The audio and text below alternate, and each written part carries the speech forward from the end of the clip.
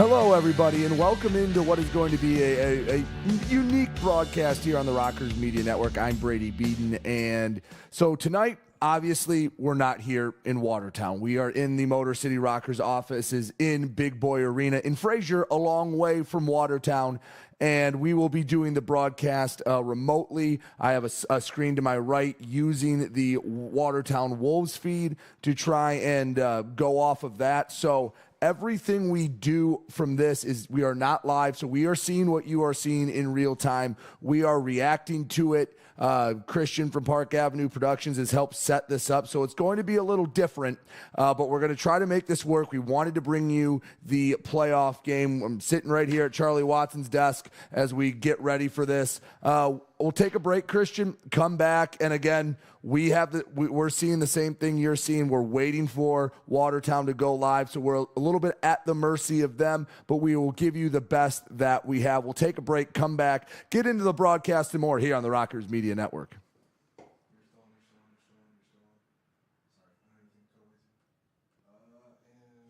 When the game is on the line, you need a team you can count on. That's why the Rockers trust IEP Urgent Care, the official urgent care provider of the Motor City Rockers, located on 15 Mile between Utica and Garfield Roads. IEP Urgent Care is owned and operated by emergency physicians within the community, providing top quality, compassionate, and personalized care tailored to your needs. With on-site digital x-ray and testing diagnostics available, you can skip the long ER wait. Get the fast, professional treatment you deserve at IEP, a higher quality of urgent care from ER-trained providers.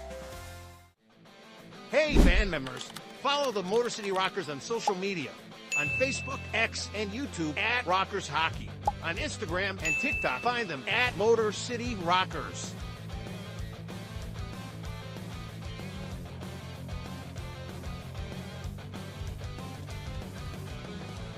For tickets, schedule, and more, visit rockershockey.com. Rock on! The good life shouldn't be reserved for the few.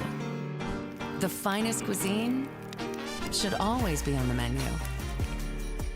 And looking good shouldn't just be for the rich and famous. At Meijer, we believe that real life deserves real good, and we work hard to bring more of it. Here, quality meets value, and selection meets savings. So the good life is always within reach. We do more to make life a good deal better at Meijer. How did Culligan become the worldwide leader in water treatment? 88 years of experience, 46% energy savings, 100% satisfaction guarantee, or our network of more than 600 local water experts? Score big with Culligan Water.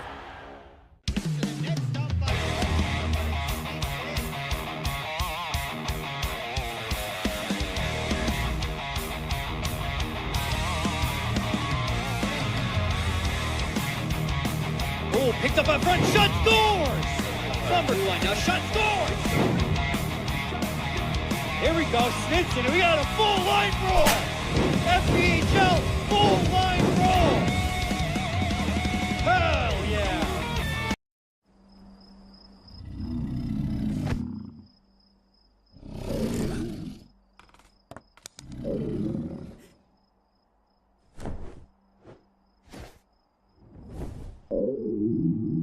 One in 5 children in America go to bed hungry. That's why Kroger has donated 60 million meals to families in Michigan. Join us in ending childhood hunger. Kroger, fresh for everyone. Hey, band members. Follow the Motor City Rockers on social media. On Facebook, X, and YouTube at Rockers Hockey. On Instagram and TikTok, find them at Motor City Rockers.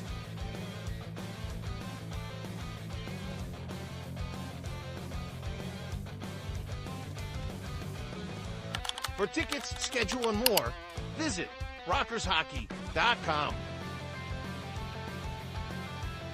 Rock on!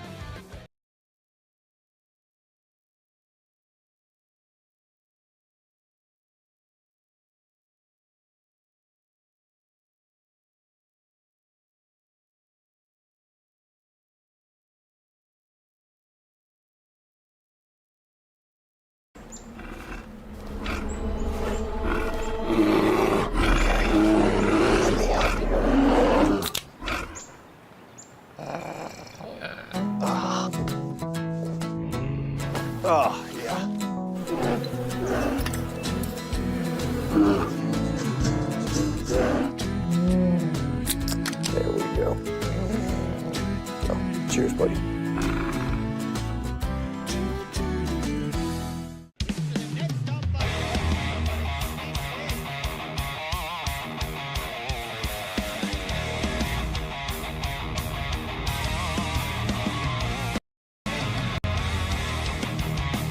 Oh, picked up in front, shot, scores! Numbers line now, shot, scores!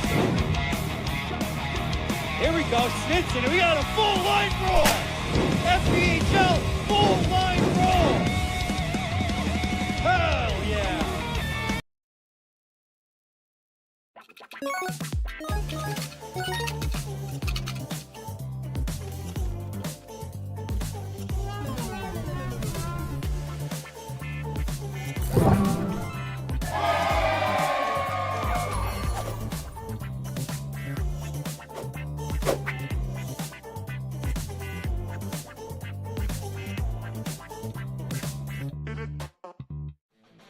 Hey, band members, follow the Motor City Rockers on social media. On Facebook, X, and YouTube at Rockers Hockey. On Instagram and TikTok, find them at Motor City Rockers.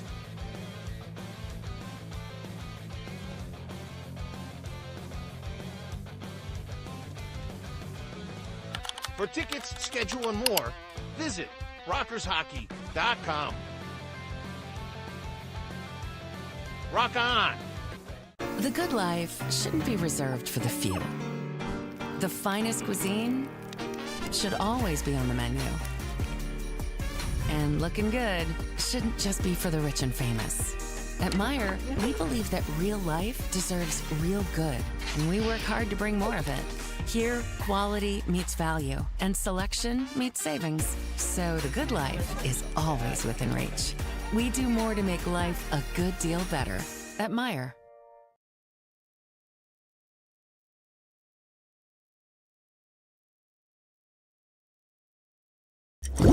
Who is Culligan? We're local water mastery, efficiency, delivery, technology, trustworthy. Culligan, here for every water worry since 1936.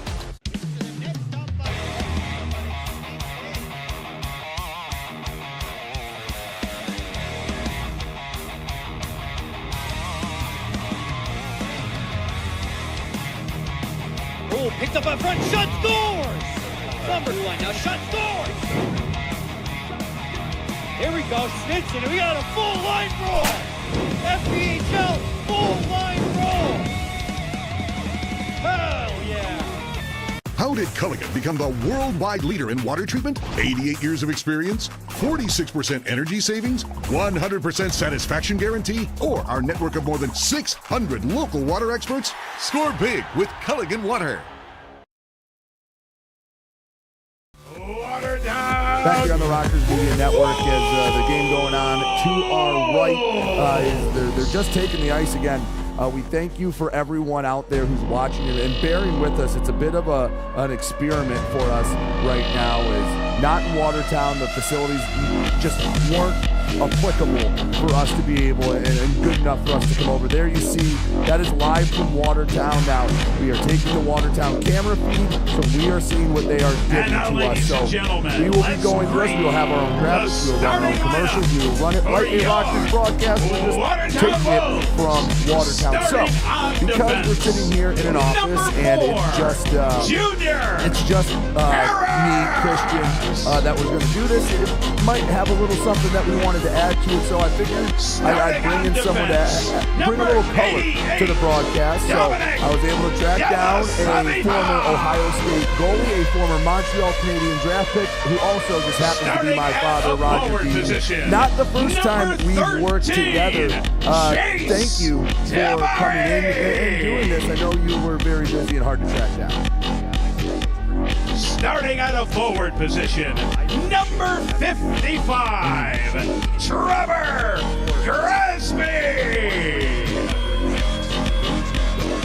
Yes, it's a 56-game season, Starting and at a forward it's coming down to position, one game. You skip right to game 7. 86. I know it's not quite like getting to be in the rink, but we're going to try to do it as much as we can. We can bring the energy as much And as we can. starting tonight in goal for your Watertown Wolves, number 33, Motor City's number this season.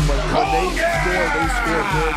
Although the Rockers were able to split with them last time out. Head coach of your Watertown Wolves, Justin Coachman.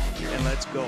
Ladies and gentlemen, at this time, we ask that you please rise and remove your caps. Tonight, ladies and gentlemen, please join Tierney Mosier with the singing of our national anthem. Best of one. Yeah, best of one. There's no, all right, even in a 3-game series, hey, if you let game 1 go, we've seen people come back from a game or 2 down. So, looks like they're getting ready for the national anthem. We'll take one final break. We'll come back with Puck Drop right here on the Rockers Media Network.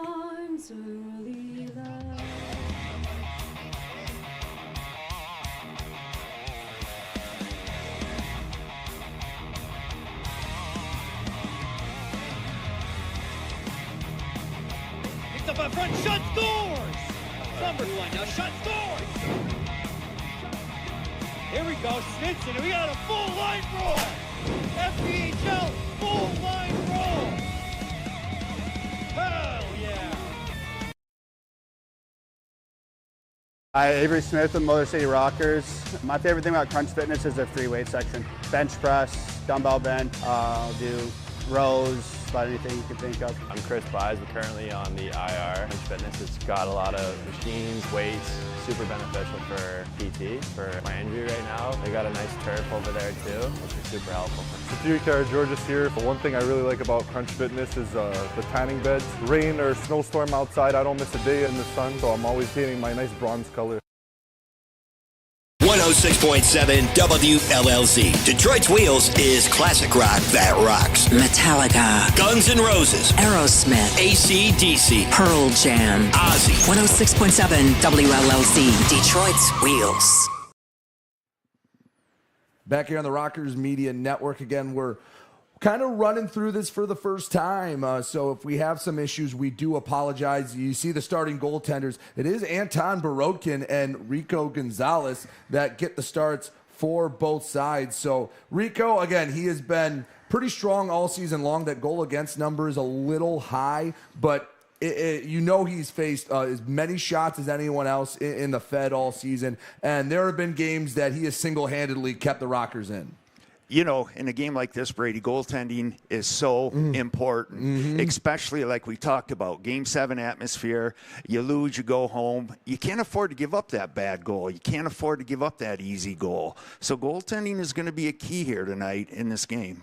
Yes, so, okay, one other quick note on the graphics. We will have our graphics for you. I will be giving you the time throughout the game as we get ready for it. It looks like it's going to be the line of Rivers, that's Ronan out there with Hall and Oakes at the starting, and off the opening draw, Watertown controls it. Again, going to be... sometimes with Watertown's camera, tough to see all the numbers, but we're going to do the best we can and hopefully bring home a Rockers victory.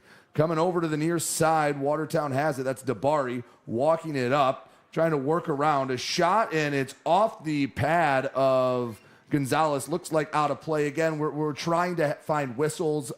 We don't have their audio, so we're going to be working on just kind of going off of body language. So if we're a little slow on some things, that is why. Off the draw, Watertown controlling it quickly, goes into the corner. Along the near side boards, battling for it. Oakes digs it out, slides to the center of the ice, and it's quickly poked away. Puck dumped in deep, and right now it looks like an icing. And getting the nerves out in a playoff game is always going to be imperative for both sides. Because like you said, that bad early goal can, especially in a one-game play-in, can sink everything. Yeah, absolutely. In the Wolves, they're going to want to come out. They're at home. They're going to want to set the tempo, set the pace, and they're going to want to capitalize early.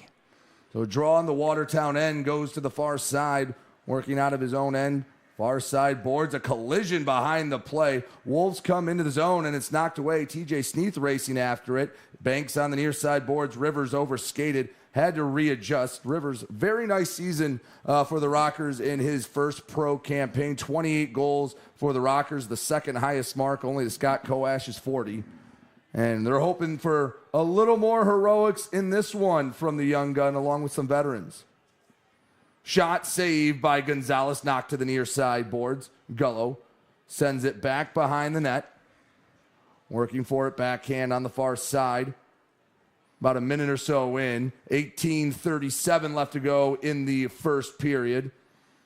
As puck knocked back to neutral ice. Now, Watertown, a team that they will take some chances. They want to go up and down the ice. I imagine they're going to try to play a little more conservative here in the playoffs. Yeah, it's been a good pace, good tempo, but I think there's a feeling out process going on at this point in time. Yeah, absolutely. You know, sometimes in the regular season, Watertown especially, they'll take risks. They'll go chance for chance. I don't know if that style is really going to translate here in the postseason. 2 minutes into the first period, just one shot on goal. That was in favor of Watertown as a race for the puck and icing the call. And I don't think the Wolves too happy with that. I think they thought they won the race. The linesman getting an earful. Yeah, he was getting an earful. You can tell the intensity's there. Intensity's high. This is playoff hockey. All right, get a draw to the right of Anton Barokin. Brad Ryder to take it. Out there alongside Corey Checo. Mac Diver as well. First game of the postseason here. As the clean win from Ryder back to the point. Shot swallowed up by Barodkin. I like getting that early shot on there. Again, you can sneak one through early, capture the momentum, because the problem Motor City has seemingly had this season is, you know, they'll get the good early. If they have early leads, the momentum will be taken away. But when they lose the momentum, whether it's early or late, it just seems to snowball. So the first goal could loom large here. Consistency throughout the game. 3 periods of strong hockey. Mac Diver comes up, tries to keep the puck in the zone. Checo has to go back to the neutral ice. Nick McGill-Diaz slides it up ahead. On its side to Barokin, he'll leave it with the backhand behind him. Taking their time, Watertown waiting for the breakout, Corey Checo. Egging him to the near side. 2-line pass off the mark. McGill-Diaz sends up near side. It's taken away. That's Tate Leeson, and the shot goes up and over the net. Tate Leeson, one of those guys you don't want to see in a spot like that. Rockers avoid an early goal. Back in their own end, Kyle Powell banks up to the near side, picked up by the aforementioned Leeson, back into his own end. Take it up over center ice. It's poked away. Looking for Matthias Tellstrom, off the mark a bit. Trevor Lord on the backhand, leaves it for Powell. Working for it behind the net. Sent back out near the point. Kept in. Slap shot. Saved. Rebound covered up by Rico Gonzalez. Watertown starting to get in the flow a little bit here. 16:43 to go. First period. Still scoreless. Rockers need to weather the storm. We knew that the Wolves were going to come out fast. They're at home. They want to get the early jump, the early lead. But Rico's looked well. He's looked good. He's moving well. He's moving out of his net. He's cutting the angle down. He looked sharp in the early going here. And the other thing about Watertown is they are very top-heavy. You look at their stats. Leeson, Lord are really the guys up top, along with a Graspy that just eat up most of their points. As an offsides call will bring it to neutral ice. So I think if Motor City wants to win this, they're going to have to do this with the second and third lines that, yeah, Watertown has the star power, but Motor City may be a little more balanced over all 3 lines. Yeah, and I think in a playoff game, Brady, that is very important. Balance is the key. To win this game, you got to keep coming at them. When you can roll 3 or 4 consistent lines and you're going up a team that's got one powerful line, you got the advantage for 3/4 of the game. You got to take advantage of it. Graspy takes it in the offensive zone, gives it back to the near side point for Powell. Slides it across. Shot goes wide into the left corner. 4 minutes into this first period. Shots 2-1 in favor of Watertown. And both sides feeling out process. Cody Oakes takes it away. Slides it ahead on the backhand. Hunter Hall brings it into the zone. backhands it to Colton, then to the far side, and they couldn't get a shot off. I like the initial turnover and breakout. You'd like to get a shot there, though. Yeah, absolutely. I like the transition game, though. They transition, they move the puck well into the offensive zone. You just got to take a shot there. You got to get the shot. Shot from the right wing circle went just behind the net, and Watertown back on the attack. One-timer out in front. Gonzalez makes the save, scramble for it. Rockers just trying to get it over the blue line. Rivers couldn't do it. And a tie-up puck in the corner. Dominic Della Savita comes up, slides it across. Chase DeBari on the far boards. He had it knocked away, but it was just kept in over the blue line. Nearly 5 minutes into this one, Della Savita couldn't slide it by Jamison Milam. The veteran over center ice will dump it into the Watertown zone. Jimmy Lodge to receive it. Watertown looking for the breakout to center ice. That is Stephen Klink to the right side. Shot saved and frozen by Rico Gonzalez. 14:46 to go here in the first period. Take our first time out. Still scoreless in the Empire Division play-in game. You're watching the Rockers Media Network.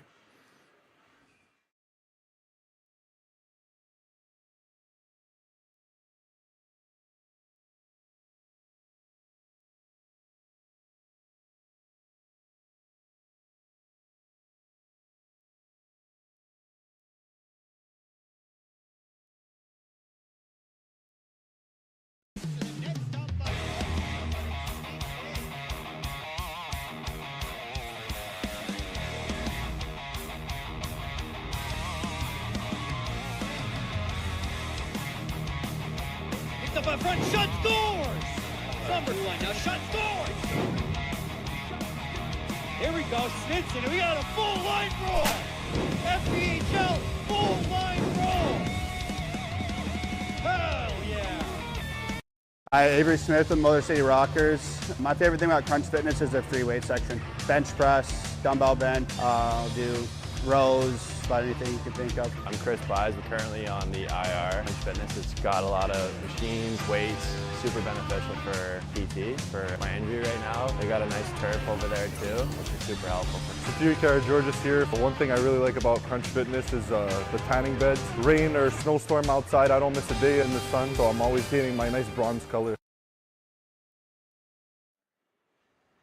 Back here on the Rockers Media Network, getting ready for the resumption of this first period. 0-0 early on, 14:40 left to go first period. Each side have had chances. Eli Rivers off the rip. That was a draw in their own zone. And now a little extra pushing and shoving after the fact right on the end boards. But Eli Rivers, he likes to wheel down the ice, and he nearly tried to, excuse me, that's Colgan in net. Now, I'm not crazy. That initial graphic said Barokin. Again, this is something that without us being in the rink, it said Anton Barokin. So it's 100% did, Brady. So it's Brendan Colgan in net, and he stopped Eli Rivers. But back to the point, Eli had a nice, a nice quick shot after a draw in their own end. You're not going crazy. It exactly said that. Block shot. Nick McGill-Diaz got in front of it in the corner. Sneath backhands it to the far side. That's Ryan Rotundi spinning around, trying to find somewhere to go. Excuse me, Eli Rivers, 23, not 73. On the end boards, pass broken up by Newman. Short feed ahead to Carter Thornton. Rink-wide feed off the mark. Shot from a shallow angle, and it ends up back at the point to Dominic Della Savita.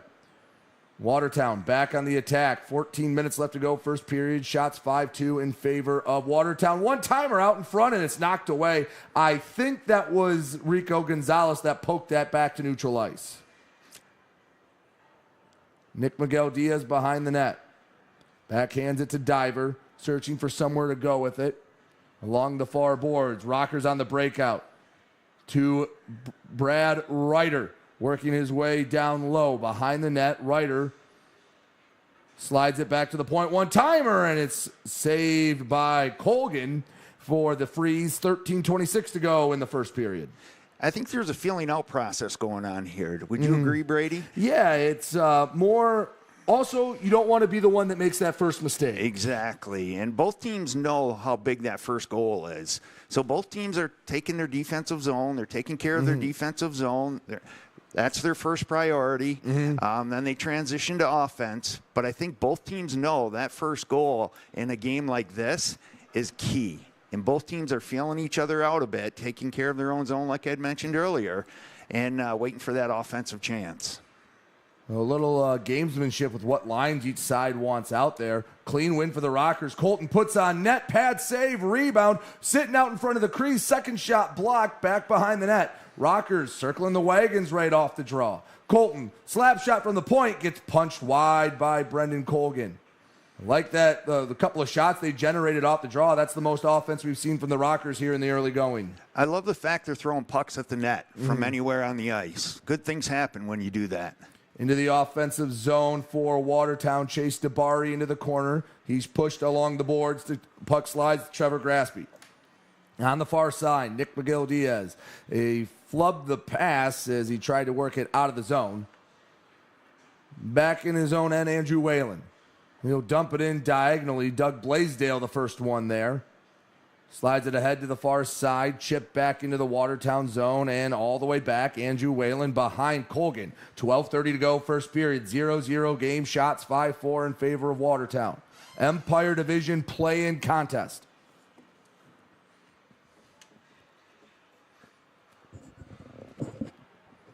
Very patient behind the net. Della Savita. Take it out of the zone. And he's going somewhere with it along the left side. Della Savita, and we have a whistle, 12:06 to go in the first period. Offsides the call. We bring it back to neutral ice. I think you're going to see teams start to loosen up a little bit here. Both teams are, like we said, going through that feeling out process. But one thing I love that the Rockers are doing, throwing the puck at the net. You make things happen. It's difficult on the goaltender. It's difficult on the defense when the puck's going towards the net. I love that. I love the fact they're throwing everything they can at the net right now. Puck goes down the length of the ice. It looks like Klink will beat out the icing. In fact, he does. In the corner, Rotundi battling. Puck slides back to the point, and Della Savita, he has been a focal point so far for Watertown. Said his name a lot. Along the far side boards, hands off, battling for it. Hunter Hall. Big power forward on the back check. Him and Ryan Rotundi trying to knock that puck loose. Hall is working. Puck still behind Gonzalez, and eventually he puts the trapper on top of it. We get a whistle with 11:26 to go, first period. When in doubt, I'm sorry. Yeah, go ahead. When in doubt, take a whistle. Yep. It's the best thing. Regroup, get a line change, refresh a little bit. I love that play. Take the whistle. Start from scratch. And I was going to say, Motor City trying to keep Watertown to a lot of the perimeter. Haven't seen too much between the hash marks here early. Their defensive zone has been pretty tight. They have not gotten inside with a real good scoring chance. TJ Sneath against Trevor Newman. Off the draw goes to the far side boards. Back behind the net. Gonzalez on the near side post as Motor City tries to work the breakout. Gets it over the blue line, not much further. Klink rubbed off the puck. Rockers trying to generate some offense. Turnover shot from over the blue line, I believe, was punched up and into the netting for a whistle. 11:08 to go here in the first period, and we've lost a little bit of that flow. It's gotten a little choppy here in the middle stage of the first period. Yeah, one thing Rockers need to be careful of, turnovers. That's the second turnover I've seen that's led to a quality scoring chance. And in a game like this, take care of the puck. You got to take care of the puck. So actually, I believe it was an offside call on Watertown. Chip and a chase here from Eli Rivers. Colgan backhands it to the far side. Can't keep it in the zone, and Watertown on the attack. 2-on-2 for the Wolves. Feed ahead to Tate Leeson. Bottom of the right wing circle. Spin shot, and it's saved. Rebound out in front. Gullo sends it to safety. That was a heck of a save right there. Yes, it was. Walked right up onto the doorstep, and here comes Tate Leeson again, this time from the left side along the perimeter, and that time Gonzalez makes a save and slowly falls to the ice for a whistle. There's the difference, though. We were just talking about it, being on the perimeter compared to being in between the circles. Absolutely. That was one of the rare times that we got to see the Wolves come in and have a prime scoring opportunity. And what I liked is you need your goaltender to bail you out from time to time. And then Gonzalez made a great save. I've watched him play several times this year, and I really like his style. He's real aggressive. He challenges. He doesn't make the error. He makes the forwards beat him. He's not going to beat himself. Leeson in the corner trying to poke it over to Trevor Lord. Again, that top line for Watertown. They will get heavy minutes. Puck knocked away. Rockers in the offensive zone. Drop back. Corey Checo. Shot is knuckle pucked, and Colgan punches it up and out of play. 10-10 left to go in the first period. 7-4 shots in favor of Watertown. Here in the one-game play-in Empire Division play-in. Winner will take on Binghamton.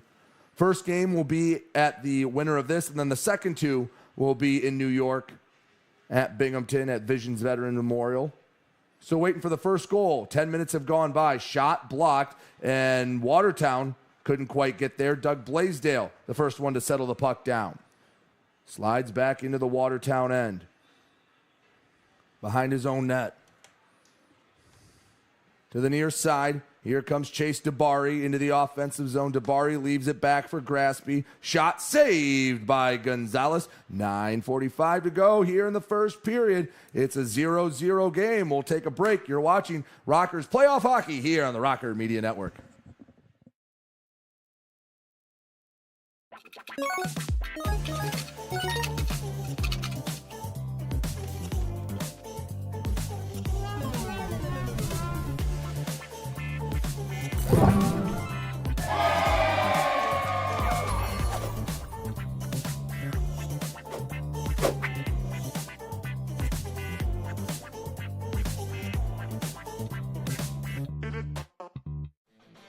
Hey, band members, follow the Motor City Rockers on social media. On Facebook, X, and YouTube at Rockers Hockey. On Instagram and TikTok, find them at Motor City Rockers.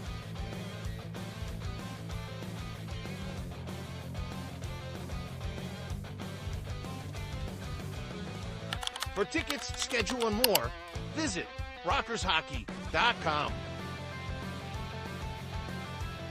Rock on! The good life shouldn't be reserved for the few. The finest cuisine should always be on the menu. And looking good shouldn't just be for the rich and famous. At Meijer, we believe that real life deserves real good, and we work hard to bring more of it. Here, quality meets value, and selection meets savings. So the good life is always within reach. We do more to make life a good deal better at Meijer. 106.7 WLLZ. Detroit's Wheels is classic rock that rocks. Quickly back here.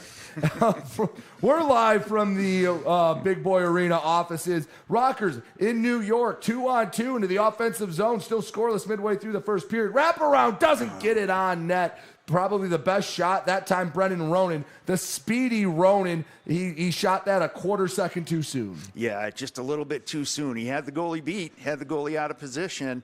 But I like, again, and I've said it earlier, throw the puck at the net. Good things happen. Watertown putting it on net, bounces back to the near side for Kyle Powell. Shot and a save by Gonzalez. He quickly gets on top of it. 9:03 to go, first period, 0-0 game. If you're the Rockers, you have to be happy with this start. You're on the road, elimination game, obviously. You're halfway through the first period. You weathered the storm. You're playing well. It's a good start for the Rockers. And let's be honest, on the road, and the Rockers have struggled this season. There have been a lot of ups and downs. It's been a turbulent year. Not a lot of pressure on you. No, go out and play. Go out and play the game. Do what you do best. On the near side, Dominic Delasavita shot, and he scores. Buried it from the point, got it by, and we'll see if they give us another look at this, but Watertown makes it 1-0, 8:54 to go. Don't know if Gonzalez was screened out, but the first domino falls, and it's in favor of Watertown. Yeah, I think Rico Gonzalez was screened on that shot. I can't tell for sure, but it sure looked like here's another it was either look. Screened or tipped. So Delasavita, yeah, he never saw it. There were two bodies out in front of him. And it goes back to what you're saying, putting pucks on net. Yep. And there's, again, one more look, and I think it was actually his own defenseman that screened him, trying to get the Watertown player out of the way. Exactly. And like I said, throw the puck at the net. That was a shot from the top of the circle. Goaltender couldn't see it. If you can't see it, you can't stop it. Makes it difficult. Tellstrom had it in the zone for a moment. Now let's see how Motor City responds, giving up the first one here in the opening period. Milam, working from his own end, tries to flip it with the backhand, battle for it at the blue line, and it's poked ahead. Tellstrom dumps it into the zone, coming out. Brennan Colgan leaves it for his fellow Wolf. They are very patient, setting up the breakout. Goes to the far side, past the center ice, is poked back into the Watertown end. That's Carter Thornton taking it back. Puts it back behind Colgan. 7:53 to go, first period, 1-0 Watertown. The important thing here is for the Rockers to respond. Okay, you just given up a goal. You're on the road. You got to stay in it mentally. You got to stay mentally tough. And the next shift is so important. It's so important to set the tempo. And here comes Leeson, found a puck that made its way through. Shot shouldered away by Gonzalez, out of play.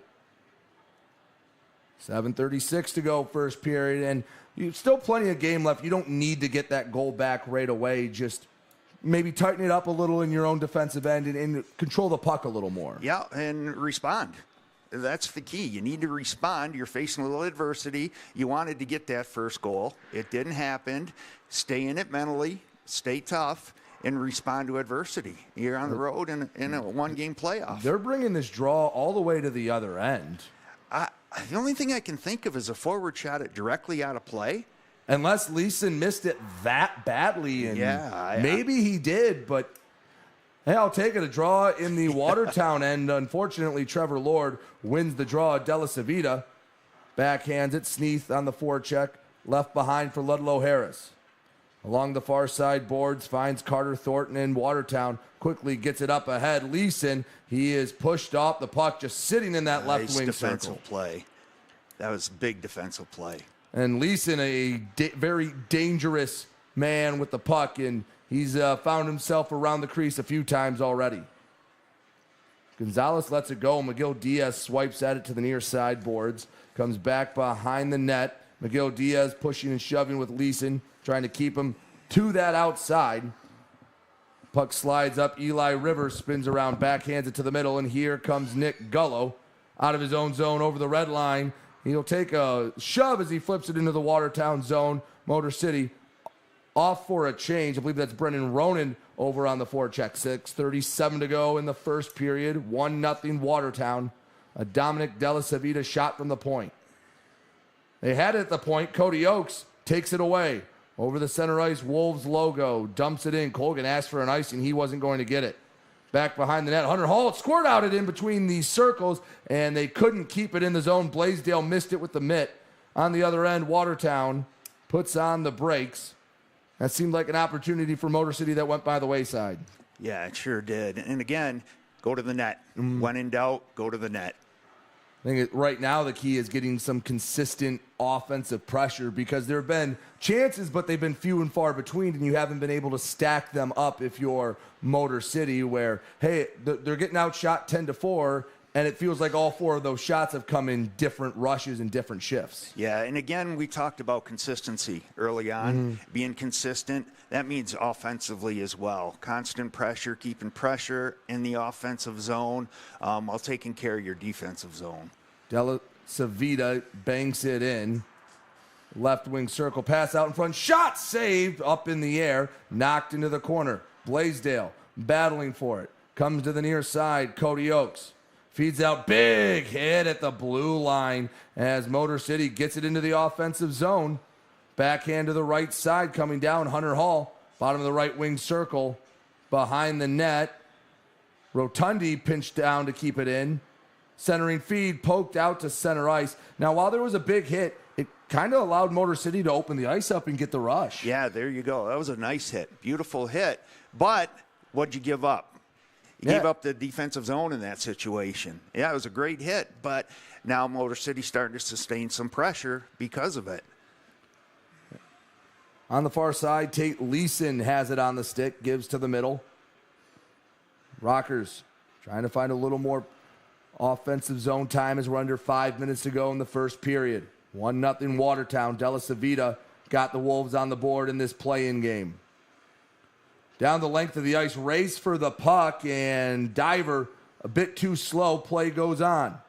Along the far side boards, back to the point. Shot goes wide of the net. Gonzalez hugging the post to the far side. Trying to poke it back out to Dustin Henning, the super veteran in the FPHL. Shot goes wide again at Gonzalez. Scramble for it. And back out of play. Hard to see where that puck went. I believe the draw will be in the Rockers zone when we come back. 4:22 to go in the first. Watertown strikes first. You're watching the Rockers Media Network. Cloud Cannabis has locations in New Baltimore, Detroit, Utica, and Ann Arbor, all located within the Metro Detroit area. We have flower, edibles, pre-rolls, 510 thread carts, disposables, all organically grown in Michigan. And Cloud and Timber Cannabis have some of the best professionals as our cannabis consultants. They'll be able to answer any questions about strains, products, effects. If you're not familiar with cannabis, we can educate you on those things that you need. You'll be comfortable with people that know their way around great quality product. Hey, band members, follow the Motor City Rockers on social media. On Facebook, X, and YouTube at Rockers Hockey. On Instagram and TikTok, find them at Motor City Rockers.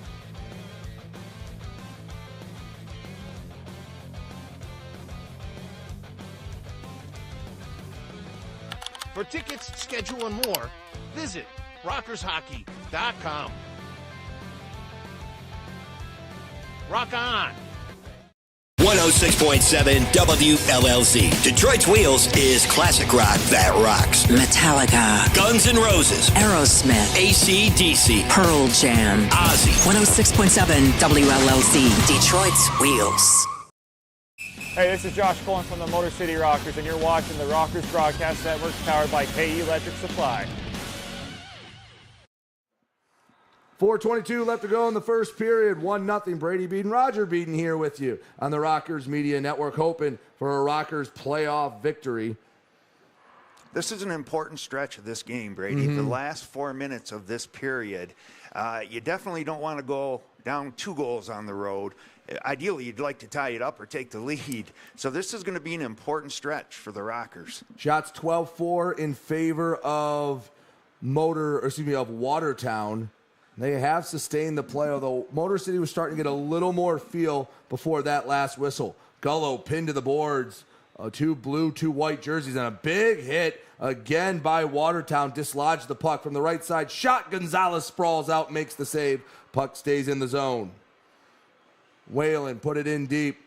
Coming back, Gonzalez held it with the stick. Back to Whalen. Can't keep it in the zone, and the Wolves will have to retreat for the moment.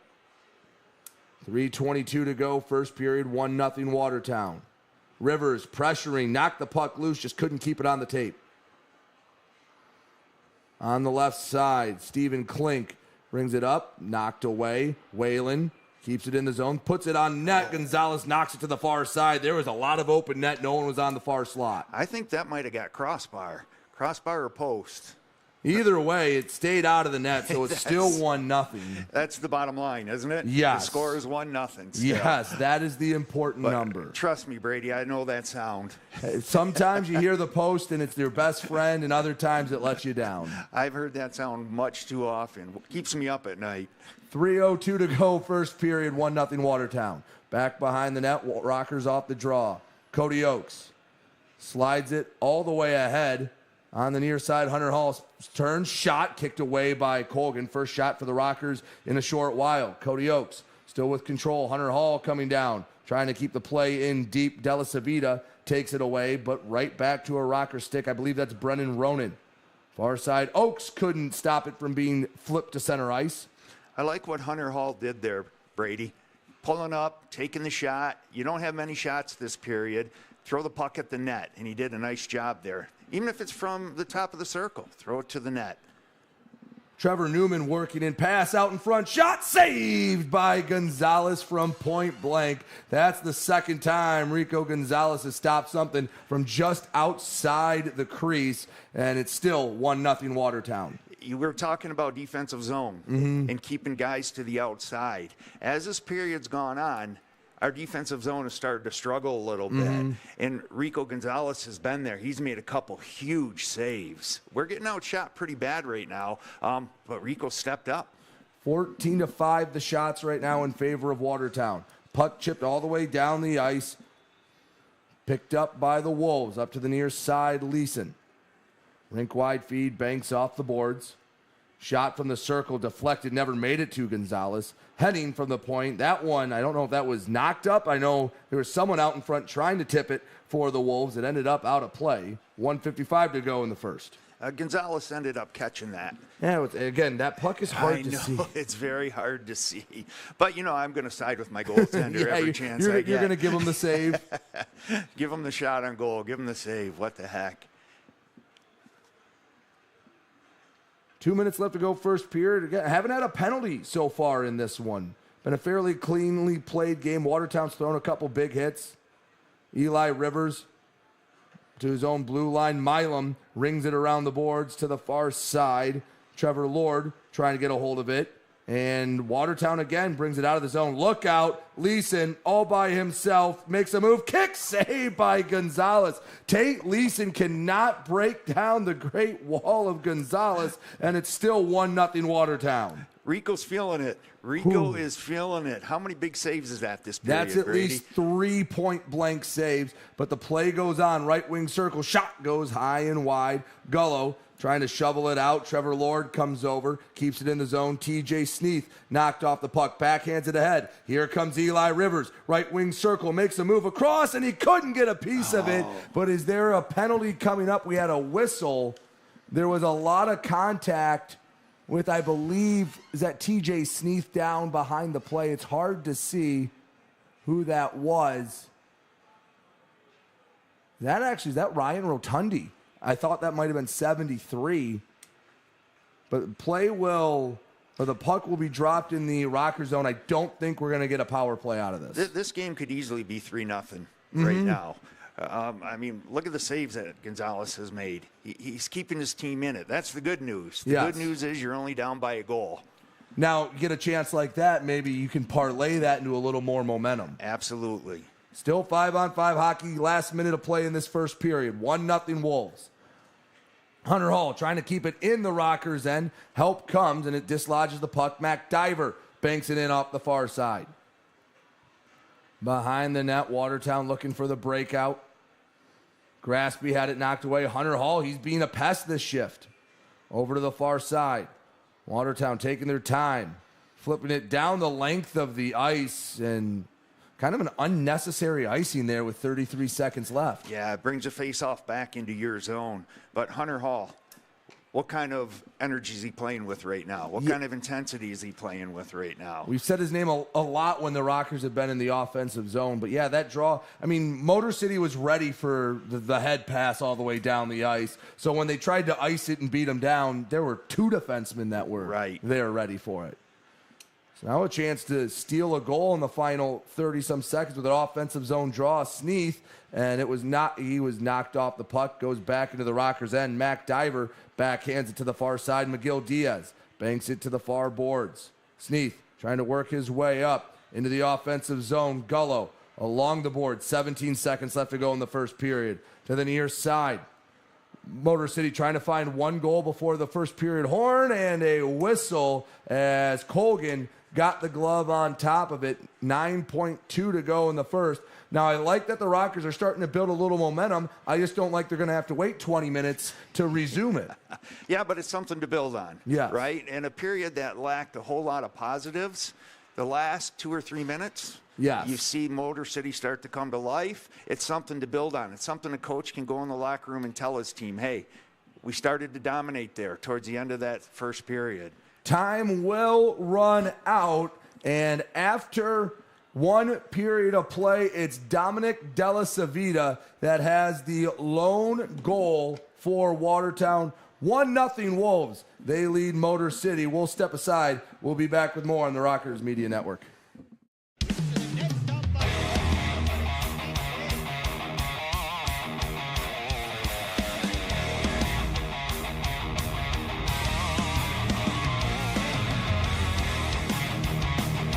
picked up up front, shut doors! Number one, now shut doors! Here we go, Snitson, and we got a full line roll! FPHL, full line roll! Hell yeah! The good life shouldn't be reserved for the few. The finest cuisine should always be on the menu. And looking good shouldn't just be for the rich and famous. At Meijer, we believe that real life deserves real good, and we work hard to bring more of it. Here, quality meets value, and selection meets savings. So the good life is always within reach. We do more to make life a good deal better at Meijer. How did Culligan become the worldwide leader in water treatment? 88 years of experience, 46% energy savings, 100% satisfaction guarantee, or our network of more than 600 local water experts? Score big with Culligan Water. 106.7 WLLZ. Detroit's Wheels is classic rock that rocks. Metallica, Guns N' Roses, Aerosmith, AC/DC, Pearl Jam, Ozzy. 106.7 WLLZ. Detroit's Wheels. Back here on the Rockers Media Network, first intermission, 1-0. Watertown leads Motor City here in this Empire Division play-in game. Winner goes on to play Binghamton later in the week. The only real thing to talk about, Dominic Della Sabita. He had the goal for Watertown. Officially, the assist went to Ludlow Harris Jr., and Trevor Newman to bring the score to 1-0. Motor City found a little bit more momentum at the end of the period. Rico Gonzalez with some absolutely highlight reel saves to keep this game at just 1-0. He stopped Tate Leeson on at least 3 separate occasions to keep this game within reach. We'll step aside. We'll have more for you when we come back. Second period in a bit here on the Rockers Media Network. When the game is on the line, you need a team you can count on. That's why the Rockers Trust IEP Urgent Care, the official urgent care provider of the Motor City Rockers, located on 15 Mile between Utica and Garfield Roads. IEP Urgent Care is owned and operated by emergency physicians within the community, providing top quality, compassionate, and personalized care tailored to your needs. With on-site digital x-ray and testing diagnostics available, you can skip the long ER wait. Get the fast, professional treatment you deserve at IEP, a higher quality of urgent care from ER-trained providers. Who is Culligan? We're local water mastery, efficiency, delivery, technology, trustworthy. Culligan, here for every water worry since 1936. Cloud Cannabis has locations in New Baltimore, Detroit, Utica, and Ann Arbor, all located within the Metro Detroit area. We have flower, edibles, pre-rolls, 510 thread carts, disposables, all organically grown in Michigan. And Cloud and Timber Cannabis have some of the best professionals as our cannabis consultants. They'll be able to answer any questions about strains, products, effects. If you're not familiar with cannabis, we can educate you on those things that you need. You'll be comfortable with people that know their way around great quality product.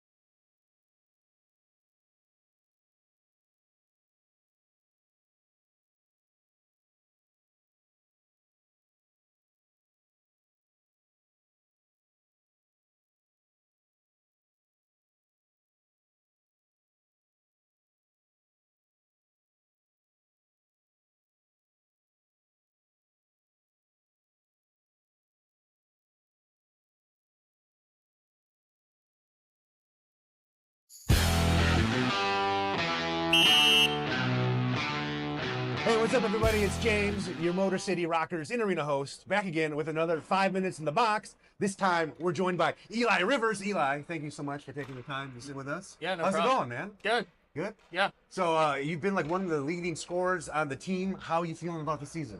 It's been going well. Obviously, been getting a lot of opportunity here. So it's been good for my confidence, kind of to play in a bigger role and be needed on the offensive side of things. So it's been good. Just hoping we can finish out here and find our way into a playoff spot. Yeah, absolutely. Yeah, I mean, it's going to be tight towards the end of the season. We still got half the season to go, so still plenty of time to get those points. But let's talk about like your journey through hockey. Like, where did you start from? I don't think, are you local to Michigan? No, I'm not local. I'm from Vermont. Vermont? Okay. Yeah. So I grew up playing. I started when I was like 2 years old. My dad played hockey. My grandpa played hockey. Everyone was involved in hockey. You come from a long line of hockey players. Yeah, so the pressure was on. My older brother played as well, so I was in skates as soon as I could. I had a hockey stick in my hand when I was a baby. So that's crazy. 2 years old. So I have a 2-year-old son. I can't even like grasp the concept of him like trying to ice. I can't even get him to like leave the pantry like when he wants candy. You like, I don't even know how you could like direct a 2-year-old, you know, to skate and all that stuff. So that's an impressive to come up and started so young. Yeah. Besides hockey, like, so what do you do when you're not on the ice playing hockey? I just hang out. I got a dog at home. Okay. So I hang out with my dog. I'm at the apartment with Trevor, so he's got his dog there. Okay. So we got you got nice the dog bonding there. Yeah. What kind of dog? It's a pit bull as well. Pit bull? Nice. Yeah. I have a pit bull as well. So Yeah.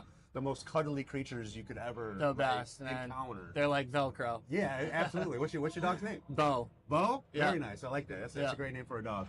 Do you do anything? Like, do you play video games? Do you watch pro wrestling? Like No pro wrestling. You watch no pro wrestling? No pro wrestling, but don't judge. I don't. No, I don't. But I watch a lot of hockey. Okay. I do play video games, but not religiously. What team do you root for? You know what? I'm a Canadiens fan, so Canadiens? Okay. Vermont's kind of split 50-50. There's a lot of Bruins fans there, being in New England. Yeah. But we get access to CBC, so you get Hockey Night in Canada and Vermont. So I grew up watching Don Cherry. Don Cherry with the crazy ties? Oh, yeah. So my dad was a Canadiens fan, so he just put it on me. So I'm New England everything. I'm a Pats fan, Okay. Celtics, Red Sox, but when it comes to hockey, I'm a Canadiens fan. So okay, that's very cool. That's very cool. So gaming, what kind of games do you play when you are playing? Mostly sports games, a lot of chow, yeah. Okay. So a lot of hockey. You live it, like you breathe it, you play it, like you're always like hockey 24/7. Yeah, pretty much. Very cool. You into any kind of crazy foods? No, but I do like to cook. When I was in college, I realized I had to stop just heating stuff up in the microwave and learn how to... That's the best stuff though. Like the cheap stuff that's all just preservatives and chemicals. I'm a chemical food guy. Like I love fast foods and like. Trust me. I get my red 40 in me. Don't worry. Okay. So what's your favorite dish to cook? I love steak. Steak's my favorite. Okay. Yeah. So I do a little ketchup, right? No ketchup. No. Do a little compound butter on there and. Little steak and rice, that's the best. Oh, fantastic. Get the protein, you get the carbs, so that's probably helps you out on the ice as well. Absolutely. So if you weren't playing hockey, what do you think your career would end up? I was actually kind of debating playing or not this year. I just finished up my degree last year, and I had a lot of opportunity this year to coach some hockey. Okay. And kind of last minute, I decided I wanted to get out there and play one more year at least. So I started in Columbus this year. I'm not sure if you know that. And then I ended up coming here. But honestly, if I wasn't playing, I'd probably be coaching. So you still got hockey. Hockey's in your DNA. Like you said earlier, you come with a long line of hockey players. So Eli, thank you so much for taking the time to sit and chat with me in the 5 minutes in the box. Anybody you want to say hi to? Anything that you want to add? Say hi to my brother because I know he's watching. He was begging me to do one of these. So. Oh, there we go. Yeah. Cam, your wishes have finally come true. So that's it for this edition of 5 minutes in the box with Eli Rivers, and we'll talk to you again next time. Thank you. Thank you, man. Appreciate it. Appreciate it.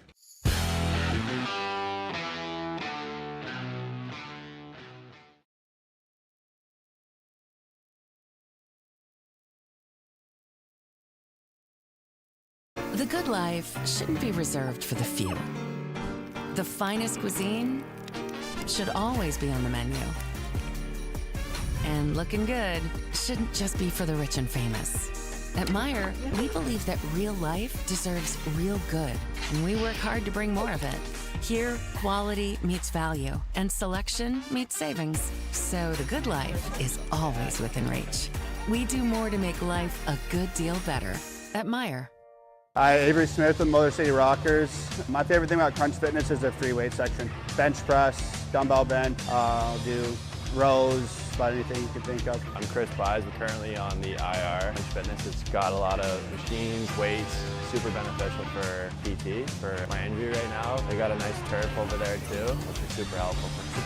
George's here. One thing I really like about Crunch Fitness is the tanning beds. Rain or snowstorm outside, I don't miss a day in the sun, so I'm always getting my nice bronze color.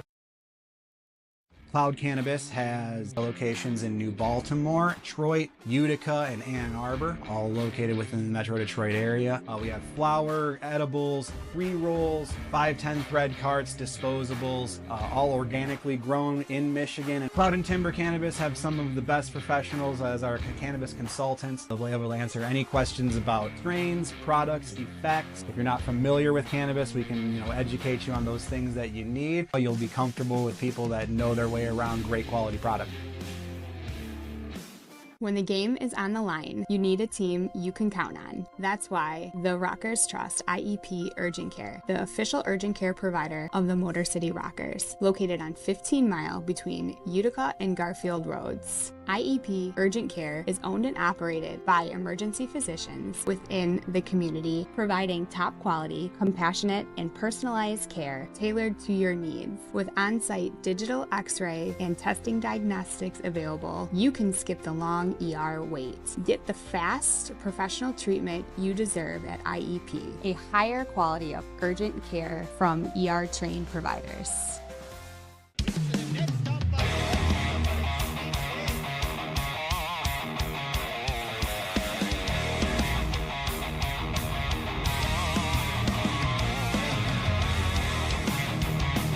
Oh, picked up up front, shot, scores! Number one, now shot, scores! Here we go, Smithson, and we got a full line roll! FPHL, full line roll! Hell yeah!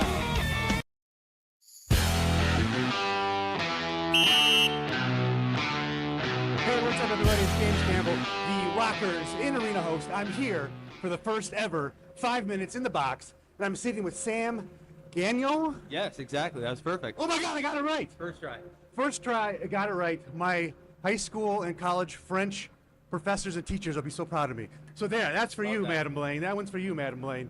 So, Sam, I wanted to talk to you because we got the home opener coming up in just a couple days, and we are going up against your former teammates. Yeah. So, like, how does that feel? Do you have any, like, animosity towards any of them, or do you think you might have a bit of an advantage being on the team for the last 2 seasons? Yeah, I mean, I got mixed emotions, to be honest. I'm really excited, obviously, to play hockey and kind of see some old friends. And ultimately, I do want to kind of prove them, like, hey, like, I could play hockey. Like, I could do pretty well. And our new team, I really believe in this group. And I'm really excited to, like, showcase our talents and show the fans, like, we are a team to compete with. And definitely, we're trying to pump up the I-94 rivalry, so we're definitely looking forward to that, and it's going to be cool to be on the other side this year of that. You can be on the winning side of the battle of the I-94. Yes. We are the Motor City Rockers, for those who do not know, are back-to-back I-94 champs. So now Sam can be on the winning team instead of the losing team. Yes. So Sam, this is your first season with the Rockers. Give the fans a little bit of a background. I know, I believe you grew up in Montreal, and tell us a little bit about your journey going from there to here. Yeah, for sure. So, like you said, I grew up in Montreal. I played there up until I was maybe 16, 17 years old, and then I went to play prep school hockey in Ontario at Ontario Hockey Academy, where I played against some great schools in the United States. It was a great way to get exposure to college, but also junior teams. And ultimately, I played in Texas and Toronto for the most part of my junior career, which was, you got two ends of North America there, but it was definitely a lot of fun. I made a lot of great friendships, and ultimately I went to go to college in New England, where I went to Westfield State for 3 years, where I met my fiance, and as well as I went for my grad transfer year at Franklin Pierce, where I, for a short stint, was coaching for 1 year during COVID, which was a cool experience, and I got to learn the coaching side of the game, but also kind of refine my hockey skills in terms of thinking the game and being able to be a good leader on and off the ice. So I think that was something that was really instrumental to my growth. And then ultimately, a couple years went by, and my fiance moved to Michigan. And that's what kind of led me to Michigan, playing with Port Huron, and now ultimately with the Rockers. Well, good thing the fiance led you to like such a hockey, like a hockey state, like oh, for sure. Especially this area, like hockey is like in the blood of everybody. I'd say like within the Metro Detroit area, so that worked out very well for you. I've been very grateful, especially being in the United States, like being to like Boston, Massachusetts, like that's a lot of hockey. Like everybody loves the Bruins, and then ultimately moving to Michigan and Detroit, obviously original six with Bruins as well. Just nice having that kind of hockey mentality, like you mentioned, and it's a great state for hockey, and it makes me feel at home because at home, like hockey's a religion, as you know, in Montreal, like. So Just Canada in general, I feel like all the Canadians that I know, like hockey. Poutine. That's the two things. Speaking of poutine, so now that you're here, are there any good poutine spots that you get to visit, or do you have to go back across the border? So I haven't checked too much in this area. I know when you get closer to Windsor, that border area, there might be some poutine places, but obviously I can only speak to like Port Huron. They had some good spots. I know What the Fry was one that we would go to, but I am looking forward to finding some new spots around here. I haven't had the pleasure of finding some yet, but I'm definitely on the lookout. So if you have any recommendations, please. And for those of you who don't know what poutine is, give them a background. So, back home we like to call it a heart attack because it's nothing. There's nothing nutritious about it, but it's French fries with cheese curds. The cheese curds are very, very important. They have to be squeaky. If they're squeaky, they'll be good. And then a very thick layer of gravy. It's like a brown gravy. Yes, exactly. And back home, there's a place called Saint-Hubert, and the gravy's so good you can almost drink it out of a cup because it's so good. So wow, okay. yeah, I don't recommend it, but it's something I like. You've tried it. Yes. You've tried it. Yes. Yes. So we know you play hockey. I know from the golf outing you play a little bit of golf. So besides hockey and golf, like what other interests do you have? I mean, I like to say I should be running. My fiance's a huge runner, so she definitely tries to get me out there and go for hikes and stuff like that. But obviously, I love playing video games like most of the guys here. But I have been doing a lot of reading of late, which is kind of funny. If you asked me 5 years ago if I read books, I would said you're crazy.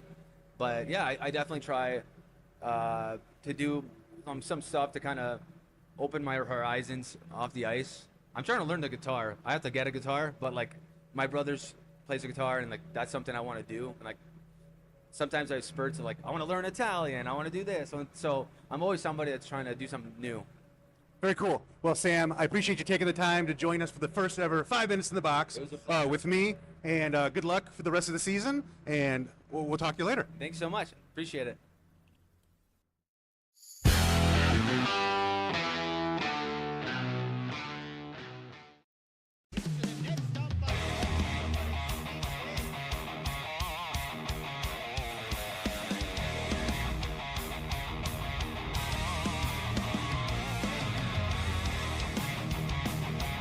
Up in front, shot, scores! Summerfly now, shot, scores! Here we go, Snitson, we got a full line roll! FPHL, full line roll! Hell yeah! Hi, Avery Smith with Motor City Rockers. My favorite thing about Crunch Fitness is their free weight section. Bench press, dumbbell bench, do rows, about anything you can think of. I'm Chris Buys. I'm currently on the IR. Crunch Fitness, it's got a lot of machines, weights, super beneficial for PT, for my injury right now. They got a nice turf over there too, which is super helpful. Security George's here. But one thing I really like about Crunch Fitness is the tanning beds. Rain or snowstorm outside, I don't miss a day in the sun, so I'm always painting my nice bronze color. 106.7 WLLZ. Detroit's Wheels is classic rock that rocks. Metallica. Guns N' Roses. Aerosmith. AC/DC. Pearl Jam. Ozzy. 106.7 WLLZ. Detroit's Wheels. Hey, this is Nick McGill-Diaz from the Motor City Rockers. You're watching the Rockers Broadcast Network, powered by KE Electric.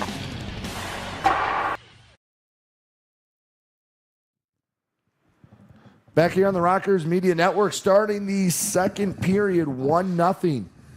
You have Watertown on top of Motor City. It was a Dominic Della Savita goal that got us started for Watertown, but Brady Beaton here. Roger Beaton, my father, former Ohio State goaltender and Montreal Canadian draft pick. First period, there was a big stretch where Watertown controlled play, but I thought Motor City picked it up a little bit at the end. Yeah, it's kind of a good news, bad news scenario. The good news is you're only down a goal. The bad news is you got outshot. But at the end of that period, Motor City started to come to life. They started to show some signs of having a pulse on offense. And that is something they can build on. You're only down 1-0. You're on the road. You got a 40-minute game left staring you in the face. Come out and be as productive as you can. And, again, we talked about consistency. You need to be consistent in the defensive zone and in the offensive zone. So the one other thing we mentioned that I think is relevant is Watertown really puts their top line on the ice a lot. Think you might have saw a little fatigue kick in at the end of that first period. Yeah, I don't think it's a coincidence that towards the end of that first period, Rockers started to dominate a little bit because they have more depth. They can run 4 lines at you. Second period underway as Motor City dumps it in deep, trying to find this equalizer in the Empire Division play-in game. Winner to take on the top-seeded Binghamton Black Bears. Hall behind the net. Squirts it to the far side, back to the point. Mac Diver, one touch, right side. Shot deflected, and it goes right to a Wolves stick. Like the idea, just didn't get the bounce they were looking for off the shot. Kept in the zone, though. First couple minutes are going to be important. First couple minutes, set the tone, set the tempo. 40 seconds here into the first period, bringing it up the right side. Back, and a shot saved by Gonzalez. Rebound back behind the net. Rico Gonzalez, if you weren't with us in that first period, made some highlight reel saves to keep Motor City in it. Now it's time for the offense to pick up their netminder. Yeah, on the road you need good goaltending, especially in the playoffs. And Rico's provided that. He's gone above and beyond. It could easily be a 3-goal game. Rico's done his part. He's played really well. Now it's time for our offense to step up and come to life. No team has ever won a title with a bad goaltender, and Rico certainly has been solid all season long.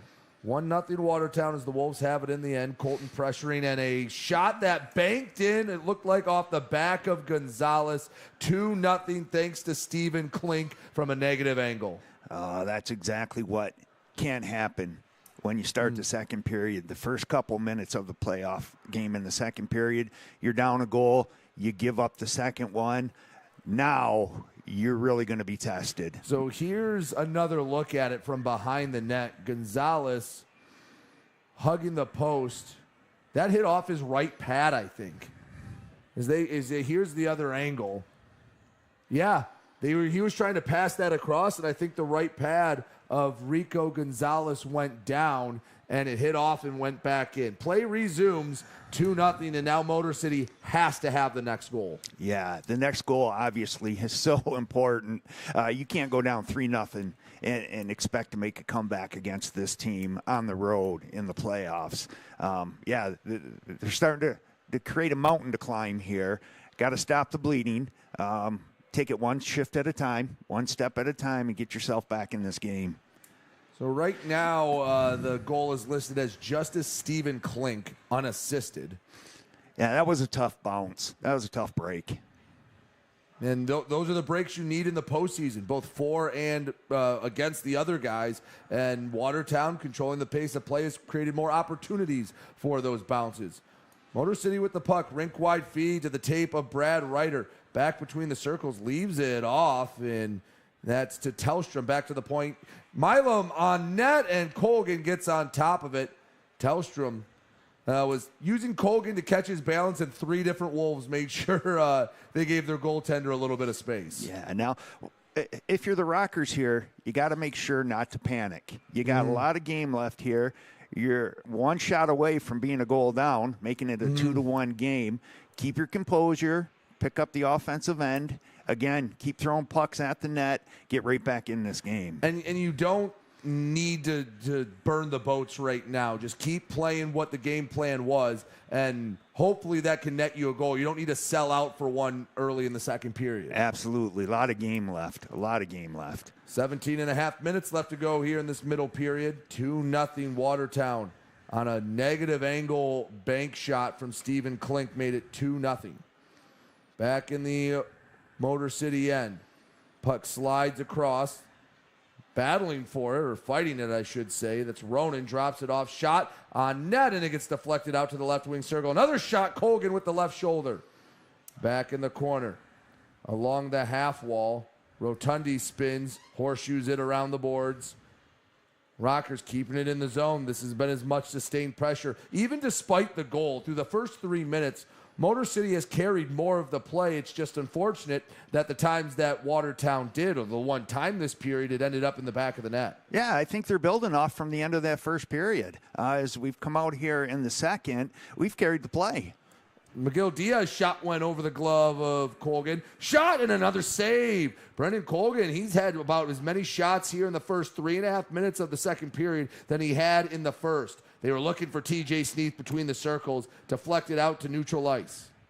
One thing the Rockers are doing this period that they didn't do a lot of last period is throw the puck at the net. They're getting a lot more opportunities. They're creating offensive chances.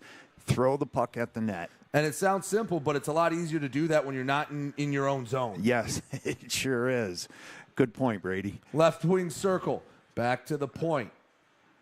Searching, gives to the far side. Andrew Whalen gave up in between the circles, and two white sweaters knocked that puck loose. McGill Diaz to the near side. Here's Rivers, the Rockers' leading scorer, evades one Wolf as the change comes.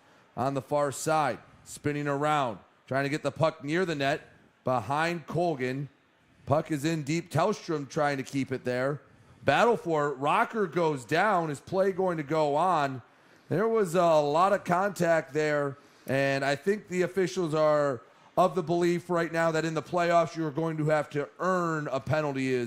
We're now 25 minutes into this one, and neither side has had a man advantage.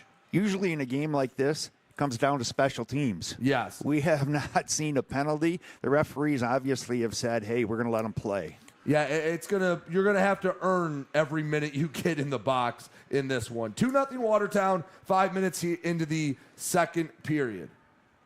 Motor City has controlled the pace of play. Out in front, shot, scores!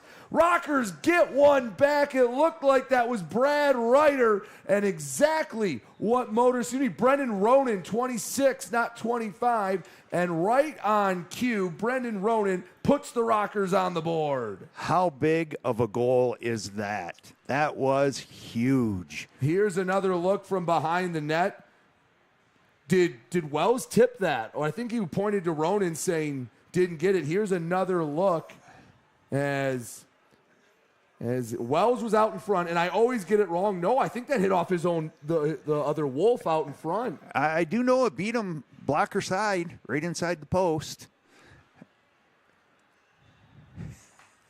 2-1 Watertown, and that's a big one because you controlled the pace of play for about 5 minutes, and you get the momentum back, and Rico Gonzalez makes a huge save because if that one goes in, it's sapped immediately.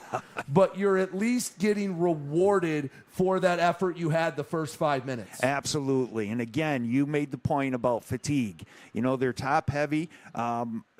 And towards the end of that first period, they were getting a little tired. I see a little bit of carryover into the second period as well, as Motor City starting to carry the play. Well, the Rockers had 6 shots in the first period. In 5 minutes, they equaled that mark here in the second period. Shots now 16-12 in favor of Watertown. But Motor City feels like they're building a little bit of a little momentum up right now. As Watertown, they just have 2 shots in the period. And again, hey, in the playoffs, you're going to take goals any way you can get it. But the second goal Watertown scored was a bit fluky. Yeah, it was. It was a bad bounce, a bad break, especially the way with our goaltender's been playing. You know, he's been playing, making some great saves. Rico's played out of his mind. And for that to go in, hey, he's done nothing but respond. And there's another save on a cross-crease pass. Gonzalez stands tall as a puck flipped into the Watertown end. Striding after it, Tate Leeson knocks it back on the near side. That's Dominic Della Savita. He got us started for Watertown to Trevor Lord. Working the breakout. 13:06 left to go here in the second period. 2-1. Brennan Ronan. Shot up and over the crossbar. The net is dislodged, and we will get a whistle. 7 minutes here into the second period. Brennan Ronan gets the Rockers on the board. We'll step aside. You're watching the Rockers Media Network. The good life shouldn't be reserved for the few. The finest cuisine should always be on the menu. And looking good shouldn't just be for the rich and famous. At Meijer, we believe that real life deserves real good, and we work hard to bring more of it. Here, quality meets value, and selection meets savings. So the good life is always within reach. We do more to make life a good deal better at Meijer. How did Culligan become the worldwide leader in water treatment? 88 years of experience, 46% energy savings, 100% satisfaction guarantee, or our network of more than 600 local water experts? Score big with Culligan Water.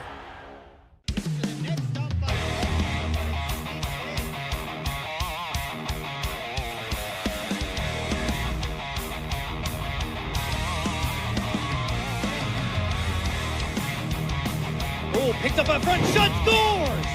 Summers line now, shot, scores! Here we go, Snitson, and we got a full line roll! FPHL, full line roll! Hell yeah! Who is Culligan? We're local water mastery, efficiency, delivery, technology, trustworthy. Culligan, here for every water worry since 1936. That is a replay that they were showing on Watertown. They came back with it hot. Again, we can't hear anything they're saying out in New York, but Brendan Ronan from Hunter Hall and Matthias Tellstrom, there's Hunter Hall's name popping up again, has made it 2-1. Watertown still on top, but the Rockers on the board, and they have been controlling play here in the second period. Hunter Hall has brought the juice tonight. Yes, he's brought his game, that's for sure. Battle at the blue line. Corey Checo knocks it loose. And folks, we'll be honest, we are using the graphics from Watertown, and they just popped back up. So here we go, 12:33 left to go in the second period. 2-1 Watertown. Wolves trying to get a little more cushion. Andrew Whalen, shot from the point, rebound out in front, and it's pushed behind the net. That time, Gonzalez got a little help from his D-men. Yeah, very nice play. Got some nice support there from his D-man clearing the rebound. Because he was scrambling a bit. He came out to cut down the angle, and if they don't push, I think that was Lord back behind the net. That's a tap-in. Yeah, absolutely. And you need to rely on your defense if you're going to come out and cut the angle down, and the defenseman made a great play there. That time it was the captain, Josh Colden, blocking the shot and ending the rush for Watertown. Flip back to the Wolves' end. They reset. Up to the near side, Trevor Lord. Far side in the circle, shot again deflected. Josh Colton again. That's 2 block shots in one shift for the Rocker captain. Yeah, he's selling out. You can tell he wants it. He wants to win this game. Shot goes up and wide, and that when you have the C on your chest, you're expected to do some of those things even a little more, especially in the playoffs. Lead by example. Blaisdell in the far corner, trying to alleviate some pressure. Watertown starting to at least get some more consistent pressure here in the second period in the Rockers' end. Puck knocked away, but kept in the zone. Rivers nearly picked the pocket. Gaeta shot and a save by Gonzalez right into his chest. 11:02 to go here in the second period. 2-1 Wolves. I coached with a guy that always said, when you face adversity, how you respond to adversity is going to dictate your success. I think we're seeing Gonzalez. He's responding to adversity. He let that goal in early on in the period. Yeah. I'm sure he's not happy with himself, but what has he done? He's responded, as has the team. And the thing is that goal wasn't really anyone's fault. No. Again, it was a fluky bounce from a negative angle that Gonzalez was going to push across the crease, and it just hit his down pad. Another shot and another save by Rico. That makes 18 for the game for Gonzalez. But I mean, you talk about adversity. This whole season has been adversity for the Rockers. You start with a coaching change essentially on the eve of training camp, which throws everything in a tizzy. Then you have a second coaching change 5 games into the season. That's when Jamison Milam took over. So I think the Rockers, a little adversity in the play-in game, it doesn't really register as much as it would for some other teams. They've seen it all this year. Well, you went down 2-0 early in the second period on the road in a playoff game, and what do? Brendan Ronan responds, scores a goal. It's a 2-1 game. We're one shot away from tying it up. Gaeta into the offensive zone, leaves it back, and another broken up pass. That time it was the coach, Jamison Milam, getting in there. The 40-year-old was able to break up the pass. Puck came out of the zone. We have an offside. 40's young, Brady. 40 is young. Yeah, don't tell that to Coach Milam. I'm sure he'll feel that a little extra tomorrow. But see, even the older guys, I'm not going to say old, but the older guys are doing it. He's played over 950 pro games. I believe it's 7 different countries he's played in. He has seen it all. What a career. He's won 2 different championships. Would love to add a third. Step number 1 is getting this play-in game under his belt. And also, there's another shot from point blank saved by Gonzalez. And that starts with getting this second goal. Puck flipped back to the Watertown end. Halfway through the second period, the first 5 minutes, did we have an icing call? Icing call?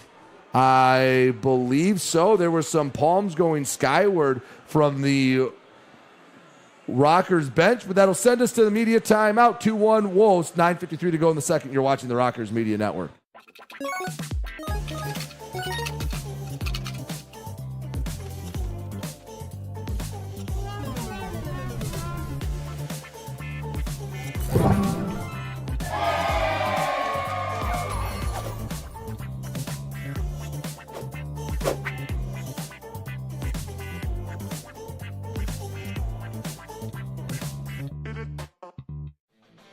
Hey, band members, follow the Motor City Rockers on social media. On Facebook, X, and YouTube at Rockers Hockey. On Instagram and TikTok, find them at Motor City Rockers.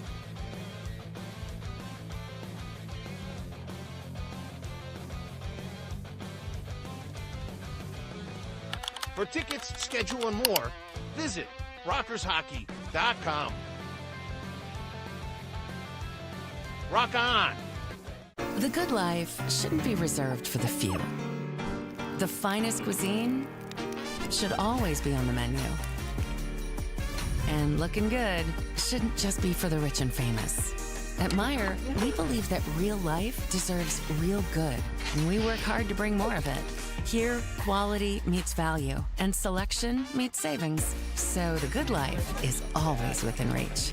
We do more to make life a good deal better at Meijer. Back here on the Rockers Media Network, Brady Beaton alongside former Ohio State goaltender, former Montreal Canadian draft pick Roger Beaton, also my father, here with you as Watertown leads this 2-1. Shot goes wide as it was the tale of 5 minutes. The first 5 were all Motor City. And there was a goal for Watertown, but even that wasn't even a great chance. Second 5 minutes in the period, all Watertown. Let's see what this back half brings. Yeah, I think Motor City was happy to have that media break because the momentum was starting to swing a little bit here to Watertown. So let's see how they come out of the break, and let's see what kind of pressure they can put on.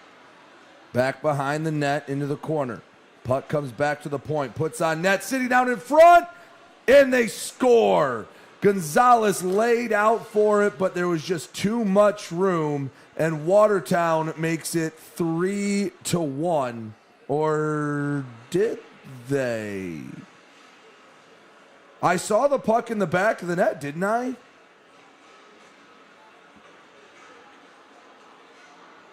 Yeah, the puck went in the back of the net. Yeah, it looks like they're celebrating. Did they call, like they celebrated, but did they call it no goal on the ice? Because, I mean, it hit off a rider. It clearly went in. It clearly went into the net, yes. I don't know if there's any reason why it wouldn't. The net doesn't get dislodged. Unfortunately, that's a goal. I mean, if they go to review, this should be about a 2-second review. I'm assuming that's what they're doing right now. The puck's not in the air when he hits it. There's no high stick. That's great effort and hand-eye coordination to dive and knock the puck in. Is that the puck laying in the crease right there? Well, yeah, because it pops back out. You see, it did, and it hits off the hip of Brad Ryder right there, hits off the hip. And then it hits the back of the net. Yeah, it's right there in the back of the net. And then pops back out. So what could they possibly be reviewing here? Making doubly sure? Because, all right, unless my eyes are playing tricks on me, that puck is essentially on the ice. I mean, it hops a little bit, so there's no high stick. And that play started from... And the only thing, maybe, unless they blew a whistle on the first shot... Yeah, I don't know. Your guess is as good as mine on this one. Because Brady. if they did blow the whistle on the initial shot that lost sight, then it's a dead puck. Right. And you can't do anything about that. Well, there's a rule, too, that if the referee has the intent to blow the whistle, and the whistle's coming up towards his mouth, but he hasn't blown the whistle yet, and the puck goes in, if he was intending to blow it dead... this is not a goal. I don't know. That I'm just guessing. My guess is as good as anybody folks, else's. Of course, this happens when we're not in the rink, as the Rockers bring it onside. Shot. You know what? Jimmy Crackcorn, I don't care, and it's still 2-1. I don't know why that wasn't a goal unless there was an unintentional whistle or something that happened before it. Let's take advantage of it. Absolutely. Use it to our advantage. Let's tie this thing up. Brad Ryder over to Diver. Throws near the net, back behind the play. Ryder shot. No, doesn't even get it through. He took a big hit. He lost the helmet. He has to go off the ice.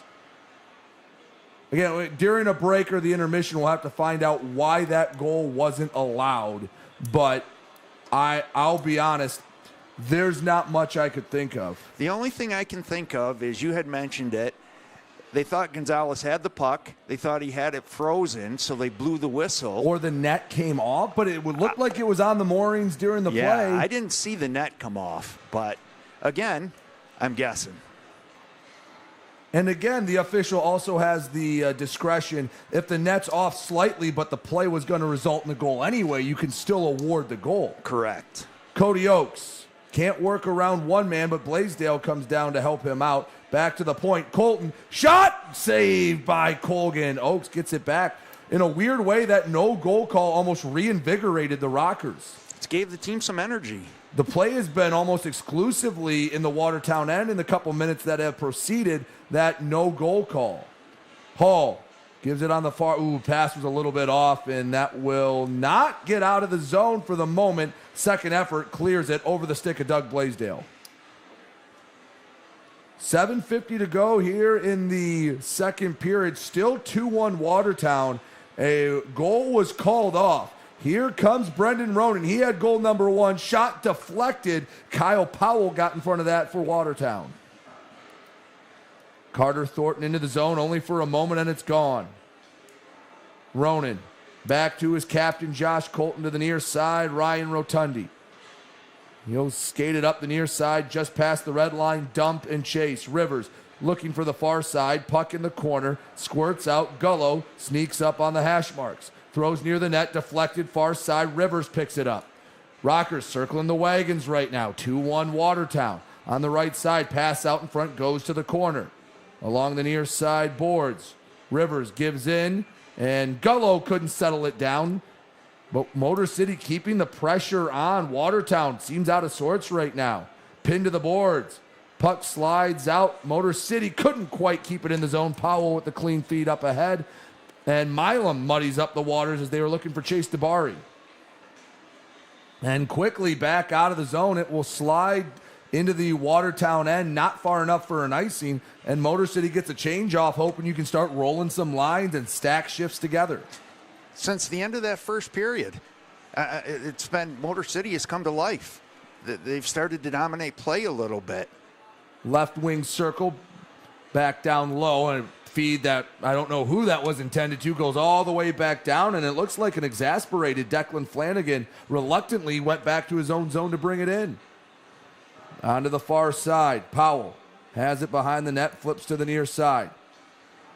Rockers trying to get back out of the zone. Look for the equalizer here as we're more than midway through this Empire Division play-in game. Winner goes on to the Empire Division semifinals against Binghamton.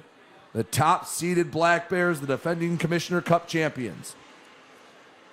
Over the line and into the zone, Stephen Klink. He has the difference maker right now as a shot was punched up into the netting. 5:41 to go here in the second. 2-1 Watertown. One thing I wanted to mention to you, Brady, is I've had the honor of attending several Motor City games. Yes. Their fans at Motor City, they are faithful. They Absolutely. have a faithful group of fans that follow this team. And I love to see the different merchandise that they wear. They support the team. They bring out their colors. I even saw a goal light behind the net the other day. You'd like to give them the one bench. more home game. Yeah, you sure would. They travel to Port Huron. I've been to several Prowler games. They travel on the road. I like the faithful. I like the base of fans that they have. They're definitely dedicated. Well, again, we'd love to give them another home series. I know they certainly would show out for a playoff game. Gonzalez covers up the puck. We'll let everyone reset. So, yeah, I know a lot of them are probably have been sitting on their edge of their seats since the puck dropped. I know I have. Playoff hockey brings a different type of anxiety to the viewing experience, especially when it's a one-goal game. And right now, with the Rockers down a goal, love to find the equalizer before you take that second intermission. Especially when you're talking about a one-game series. Yes. One game to, well, the feeling of the tone of the season could change a lot depending on how this game goes. Cody Oakes in the corner. It was back to the point. McGill Diaz, he could not keep it in. We have a whistle and a draw, but we'll have to do it after this break. 2-1 Watertown on top. We'll step aside. You're watching the Rockers Media Network.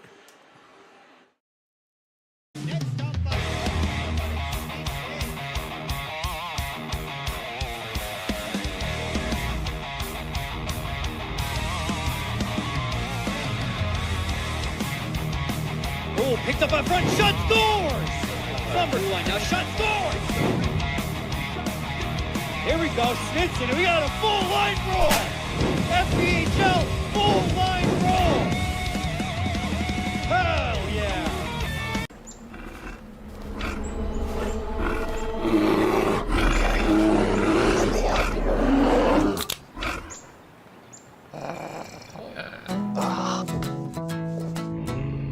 Oh, yeah.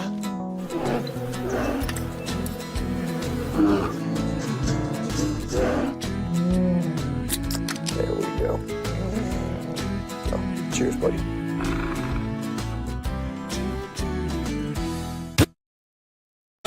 .7 WLLZ. Detroit's Wheels is classic rock that rocks. Metallica, Guns N' Roses, Aerosmith, AC/DC, Pearl Jam, Ozzy. 106.7 WLLZ, Detroit's Wheels.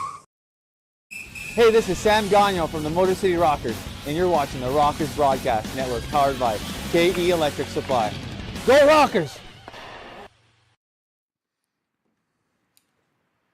Back here on the Rockers Media Network, 2-1 Watertown. We're coming down the home stretch of the second period. Brendan Ronan with the lone goal for the Rockers. And a big one it was. A big one. It was right after Watertown made it a 2-0 game. It was just a few minutes later. Hunter Hall and Matthias Tellstrom get the assist, and the Rockers off the draw control the play, but it comes back out to neutral ice, and the Wolves back on the attack. Leeson, right wing circle, shot, no, poked behind the net. Nice job by Mac Diver. Diver, a guy in his own end. He doesn't put up a ton of numbers, but he's pretty stout in his own zone, and there was another example of it. Yeah, it's the kind of guy that a goaltender likes to play. Him to play in front of you. Takes care of his defensive zone, sees his defensive zone, is worried about coming back into his own defensive zone.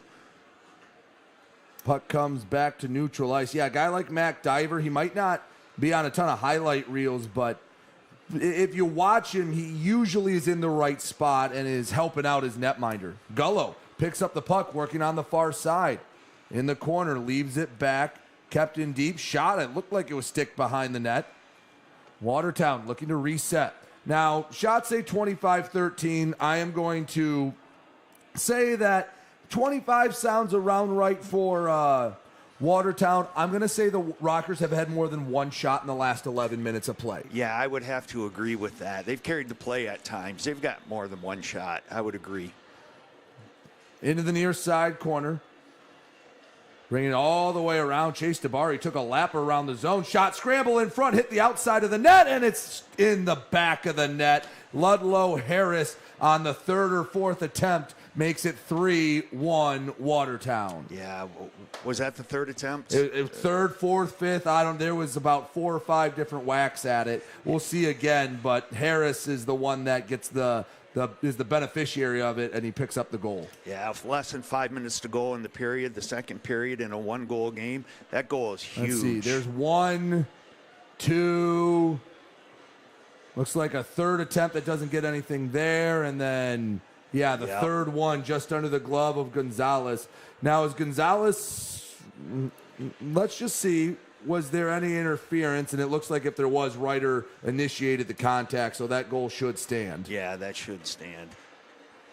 3-1 Watertown, and now the deficit back to 2. Talk about adversity. Yeah, and we're staring it right in the face. And in the playoffs, when you're down, that clock seems to run a lot quicker. Yeah. Even with still a whole period to play, a 2-goal deficit. See if the Rockers, they can get one back before the horn. That would loom large.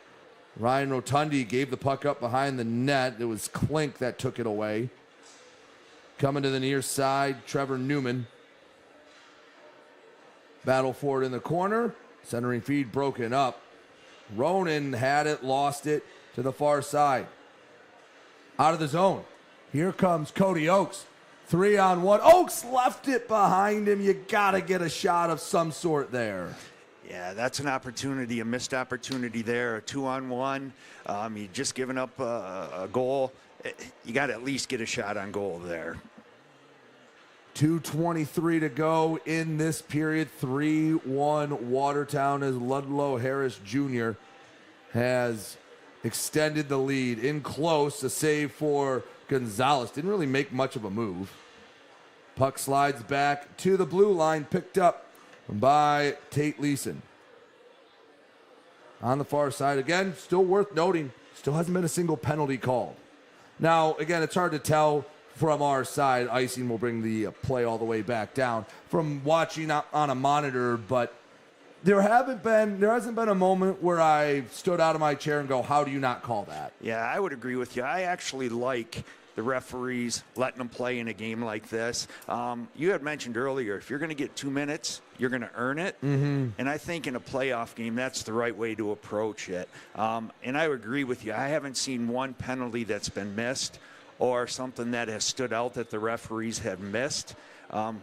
Far be it for me to compliment the refs, but I think they're calling a good game. Rockers, I think, have it in the zone. Rico's ready if the puck comes down.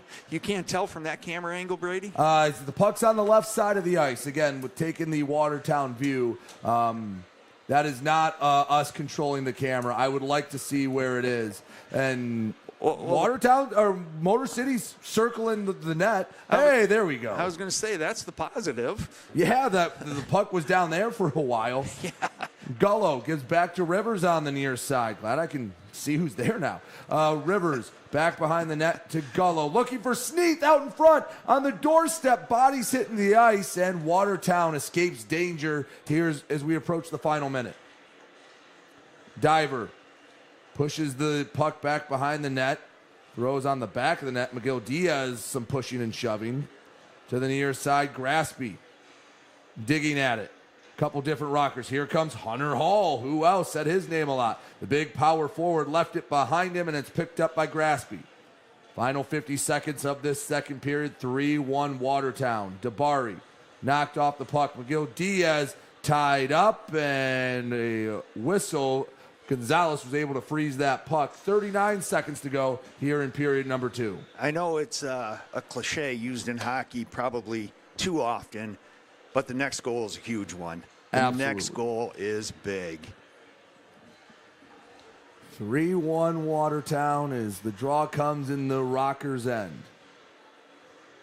Tie up off the draw. Ronan eventually got the better of him. Up to the near side. Hall Chipped it into the neutral zone. Graspy right back in. Half a minute left to go, second period. Would love to see the Rockers steal one before the horn. Cut into this deficit. Blaisdell, the D-man, to the near side. 20 seconds left. Battle for the puck. Ronan was getting a bit physical. Back behind the net.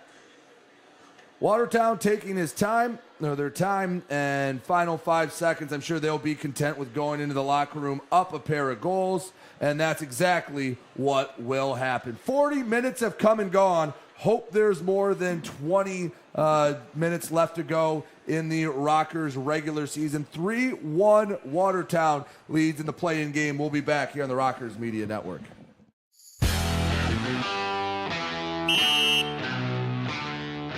Hey, what's up, everybody? It's James Campbell, your Motor City Rockers in-arena host, back again with another 5 minutes in the box. This time, I'm joined by the returning Nick Gurro. Nick, how's it going, man? Oh, it's going well. Excited to be here. Happy to do this, and let's rock here. Yeah, absolutely, man. So, first game back as a Rocker this season.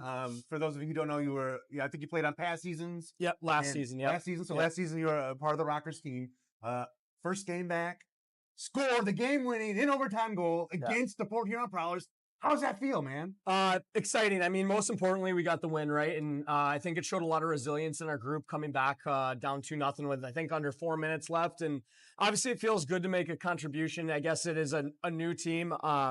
Just to come in, help the boys get a win, right? Kind of solidify yourself, let them know you're here for the right reasons. And like I said, it got us the win, and that's most important. I feel like it's got to feel a little extra special. A, returning to the team. And B, I believe you came from the Dashers, who haven't been doing so hot this season. Yeah. So to actually record a W on the team you're playing for had to absolutely feel good as well. So some of the fans that are new to the Rockers, can you tell me a little bit about your hockey journey? Like, where are you from? How did you get into hockey originally? So I'm from Rochester, New York. And I actually grew up, my uncles were playing hockey, just like recreational, like men's league or whatever. And from what my parents tell me, I was walking at about 9 months, and then they had me on skates at 1.5 years.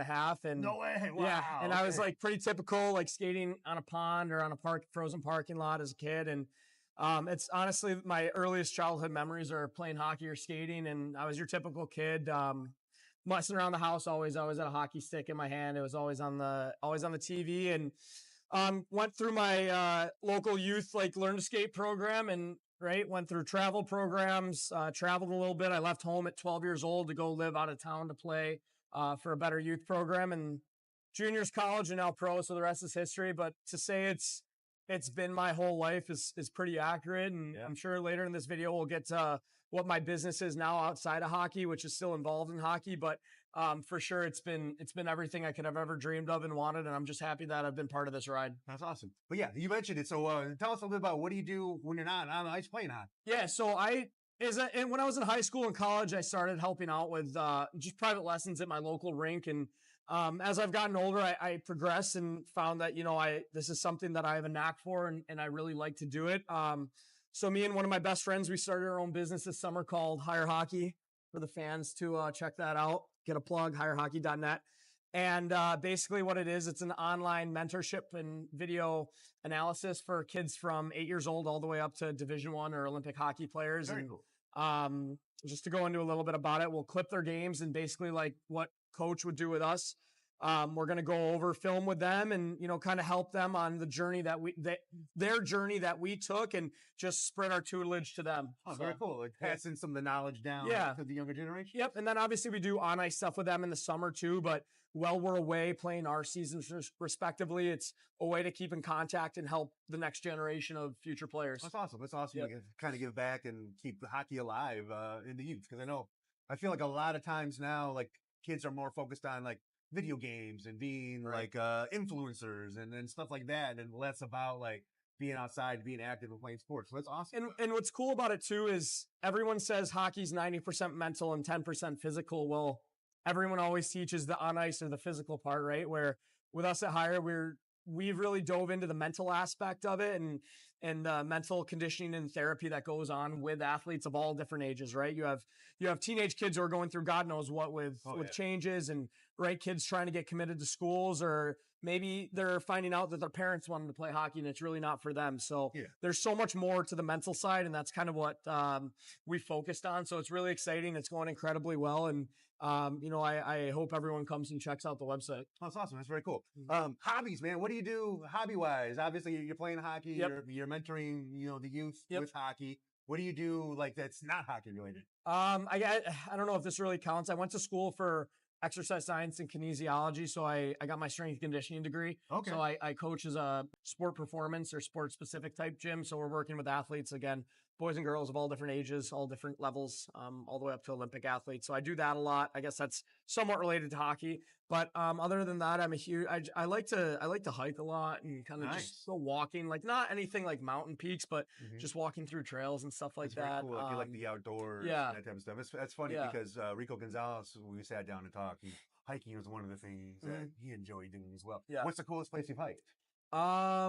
Coolest place I've hiked? There's like some wildlife refuge in western or more central New York. It's called Montezuma, and it's pretty cool. It's just like a big marshland, but there's some forest to it, and you can see and I'm kind of nerd out with this stuff. You can see like over 100 to 200 different species of like birds and animals in this wildlife refuge. Are you a bird guy? A little bit, yeah. So my mom worked. Never would have thought. A bird guy right here. We got gardeners, we got bird guys, you got it all. My mom worked at the lab of ornithology for Cornell.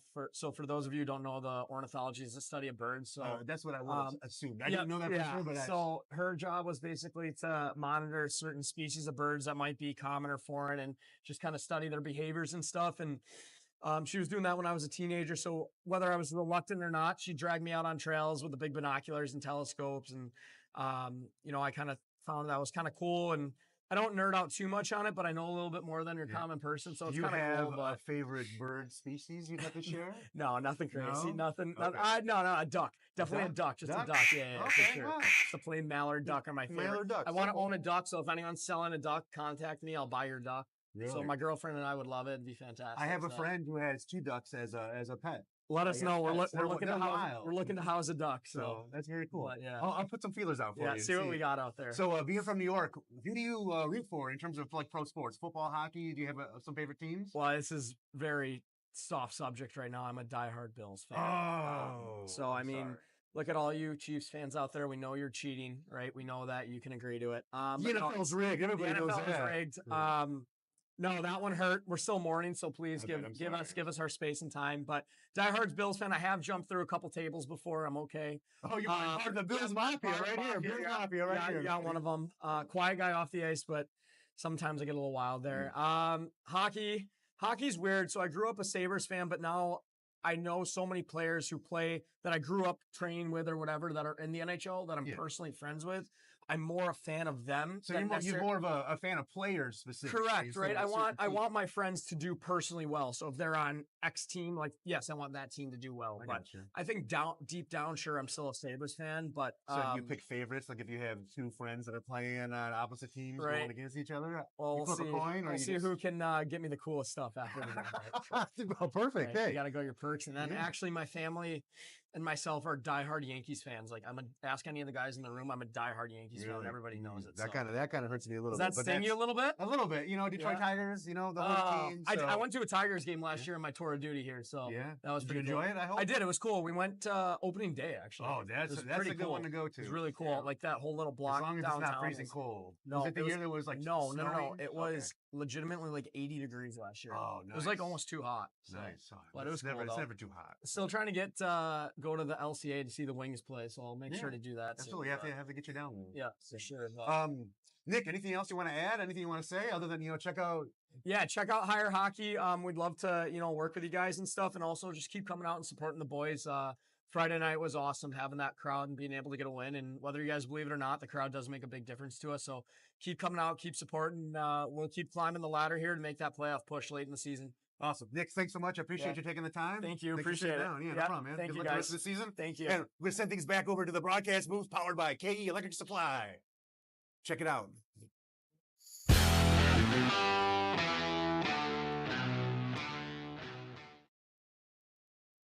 The good life shouldn't be reserved for the few. The finest cuisine should always be on the menu. And looking good shouldn't just be for the rich and famous. At Meijer, we believe that real life deserves real good, and we work hard to bring more of it. Here, quality meets value, and selection meets savings. So the good life is always within reach. We do more to make life a good deal better at Meijer. Hi, Avery Smith with Motor City Rockers. My favorite thing about Crunch Fitness is their free weight section. Bench press, dumbbell bench, do rows, about anything you can think of. I'm Chris Buys. We're currently on the IR. Crunch Fitness, it's got a lot of machines, weights, super beneficial for PT, for my injury right now. They got a nice turf over there too, which is super helpful. George's here. But one thing I really like about Crunch Fitness is the tanning beds. Rain or snowstorm outside, I don't miss a day in the sun, so I'm always painting my nice bronze color. Cloud Cannabis has locations in New Baltimore, Detroit, Utica, and Ann Arbor, all located within the Metro Detroit area. We have flower, edibles, pre-rolls, 510 thread carts, disposables, all organically grown in Michigan. And Cloud and Timber Cannabis have some of the best professionals as our cannabis consultants. They'll be able to answer any questions about strains, products, effects. If you're not familiar with cannabis, we can educate you on those things that you need. You'll be comfortable with people that know their way around great quality product.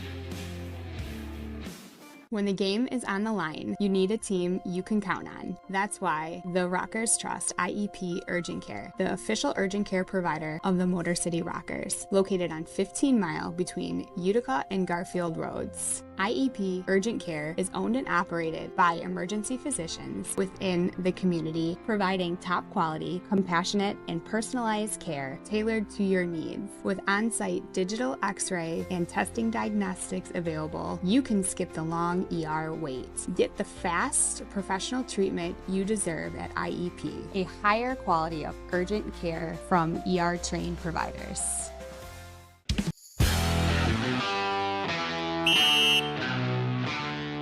Hey, what's up? It's James Campbell, your Motor City Rockers in-arena host, and I'm here, back, with another 5 minutes in the box. We took a bit of a break, but we're back again, and this time, we're being joined by TJ Sneed. TJ, how's it going, man? Good. How you been? Not too bad. We're happy to see you back. Earlier this season, you took a bit of a hard hit. You were off a little bit. You were injured. Can you give us a bit of an update as to what happened and how you got back into the swing?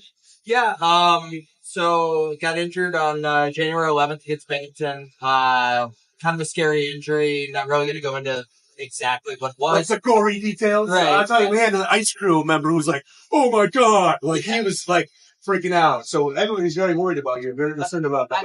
And I appreciate that. I mean, original diagnosis, it was very weak on me returning this year. So I'm very blessed to still be here and to be playing. I went home and did rehab with Eat Sports Performance. A shout out to them. They're an amazing team of doctors that rehab me 5-6 days a week and got me back to playing here. So grateful for them, and I'm grateful for the organization for sticking with me. All right. So we're happy to have you back. You recovered. You're back in the game. Can you give us a little history? Like, how did you get to where you're at now? Like, can you give us a little bit of the short version of your hockey career? Well, I mean, I grew up playing in Southern California. Moved away for juniors at 16 years old. Lived in Minnesota. Played there. Played Manitoba. Played in Virginia. Went to Oswego State. Transferred to Lebanon Valley College. Played a couple years pro in Sweden. Oh, wow. Okay. And then came back over, played in the SPHL, and have played for the Rockers. Oh, very cool. Well, we're happy to have you on the team. You're definitely one of the fan favorites, so it's always great to see you on the ice. Give us a little bit, what do you do when you're not playing hockey? Because I know you got to be a diehard hockey fan if you're from California and you sign up to come do winters in Michigan. Well, my dad's from Michigan. Oh, really? Okay, so you have a bit of a local connection. For sure. My grandpa still lives out in Coldwater, Michigan, so I do still have a lot of roots settled down here. I mean, I do enjoy things outside of hockey. I never played any other major sports, but I do a lot of bass fishing. Bass fishing, okay. Yeah, and I play a lot of golf. Okay. So very cool. So bass fishing, come on, what's your best fishing story? Oh, gosh. Best fishing story... I would have to say going out on the Mississippi River, catching over 400 bass in a day with a guide that I met at Gander Mountain just by happenstance. I also My first day in Minnesota, I caught a near state record bass out of a freeway pond. Really? So yeah, I mean, I have a lot of fun fishing adventures. My How family. long does it take you to catch 400 bass? We were only out for 5 hours. I mean, I had a good guide. But, Holy crap! I'm trying to do the math real quick. 400 divided by 5. It's like what, 80 bass an hour? Pretty much every cast. Okay, every cast you catch some. What we use it for bait? I'm sure it the didn't fishermen matter. want to know. It didn't matter. It didn't matter. You could throw topwater frogs. You could throw drop shot. You could throw swim baits. Like we were in spots where it was just on the whole time. So okay, it's crazy. Wow. I'm just trying to even think. I probably would have been like, okay, we have 100 bass. We're good. Let's go. But I guess I don't eat them. So okay, you throw them back? Yeah, or it's just for sport. Okay, just for sport. Okay. Yeah, I grew up fishing in Arizona. My family has a house out there, dating all the way back to my grandfather in the 40s. So okay. he taught me how to fish as a little kid, along with my father. Very so. cool. What area in Arizona? Like Lake Havasu City. Like Havasu. Okay, so you're over there, like with the Spring Breakers and all those guys. Those kids party. It's like right on the border of California, Arizona. Yeah. One side of the lake's California, the other side's Arizona. Oh, okay. Yeah, I didn't realize the border was that close, but I know I spent a year in Arizona before I moved back to Detroit. So like I'm familiar with some of the areas, and I know like that was like the spot to go, like to the party and whatnot. For sure. So you said you're into golf. Yep. What's your favorite golf course? Oh, that by you play? far, Sand Hollow in St. George, Utah. Okay, what about that golf course makes it your favorite? It's just gorgeous. A bunch of canyons. Really challenging course. I've only played it once, but I'm dying to go back. One time, but it's your all-time favorite, huh? By far, yeah. Very not cool. even close. What would you say are you better on the front nine or the back nine? Depends on the course, of course, Depends on the but probably the back nine. Okay, very typically. cool. Very cool. It narrows out and gets a little bit shorter and allows me to attack some greens. So. Okay, I gotcha. Very cool. So what do you root for any professional sports teams? You I grew up watch a Red football? Wings fan. Red Wings? I've always we finally got a Rockers who grew up a Red Wings fan. Everybody else is cheering for like the Canadians or the Avalanche or other teams from their hometown. Well, you So got a lot of guys finally- from Vermont, Quebec area, so Yeah. like that makes sense. But I grew up a Lions fan. Tigers, didn't watch the Pistons much, but I love the Lions, even though they couldn't win a game my entire childhood. Oh yeah, well hey, at least the Lions are in it They're now. good now. Yeah, They're good now. They're a hell of a lot of fun to watch now. That's for sure. So besides golf, fishing, hockey, is there anything else you like to do outside of the rink? I mean, I travel a lot with my wife. We drive to here or wherever I'm playing every single season. Oh, wow. How long of a drive is it from Cali to here? 3 days if you hurry, 5 days if you don't. So Okay. it's relatively easy. Do you have because I know you've been with the team for a few seasons now, at least my two? second year, Second, yeah. okay. So you have certain areas you like to stop when you're making that drive across country. Like you have certain road Yeah. stops. There's a Uranus fudge road stop area. There's is there anywhere you like to stop? My stops are a lot different than what my wife would like to stop for. So Okay. Is she stopping for the world's largest knitting? No, that's me. Oh, that's you? Yeah, no, I'm stopping for. There's a dinosaur museum in. I think it's called Dinosaur, Colorado. But it's I'll stop for those little niche things. Alien beef jerky. You're a sucker for the roadside attractions. Oh, 100%. Yeah. If there's a sign that says, "What is this thing?" and it's trying to attract you to some trailer off in the woods, I'm going to. You're see let's that. go. Hey, we got 5 days to get there. Let's go. When am I ever You know? going to be going through some random town in Nebraska again? Even though I go through it every year. It could be some country bumpkin's little shack, but you're gonna go check it out. And, Right. And pay the fee. Pay the fee to see it. Yep. So awesome, TJ, dude. I appreciate you taking the time Thank to you so talk to me much. about some stuff. Anybody you want to say hi to? Just my parents back home. I know they wanted to come out this year. My injury kind of derailed that, so planning on coming out next season. Okay. And my sister, her husband Christian, and the rest of my family watching back home. Very cool, man. Well, hey, TJ, we wish you the best of luck in the rest of the season. And dude, thank you so much for taking the time. Thank you so much. Yep.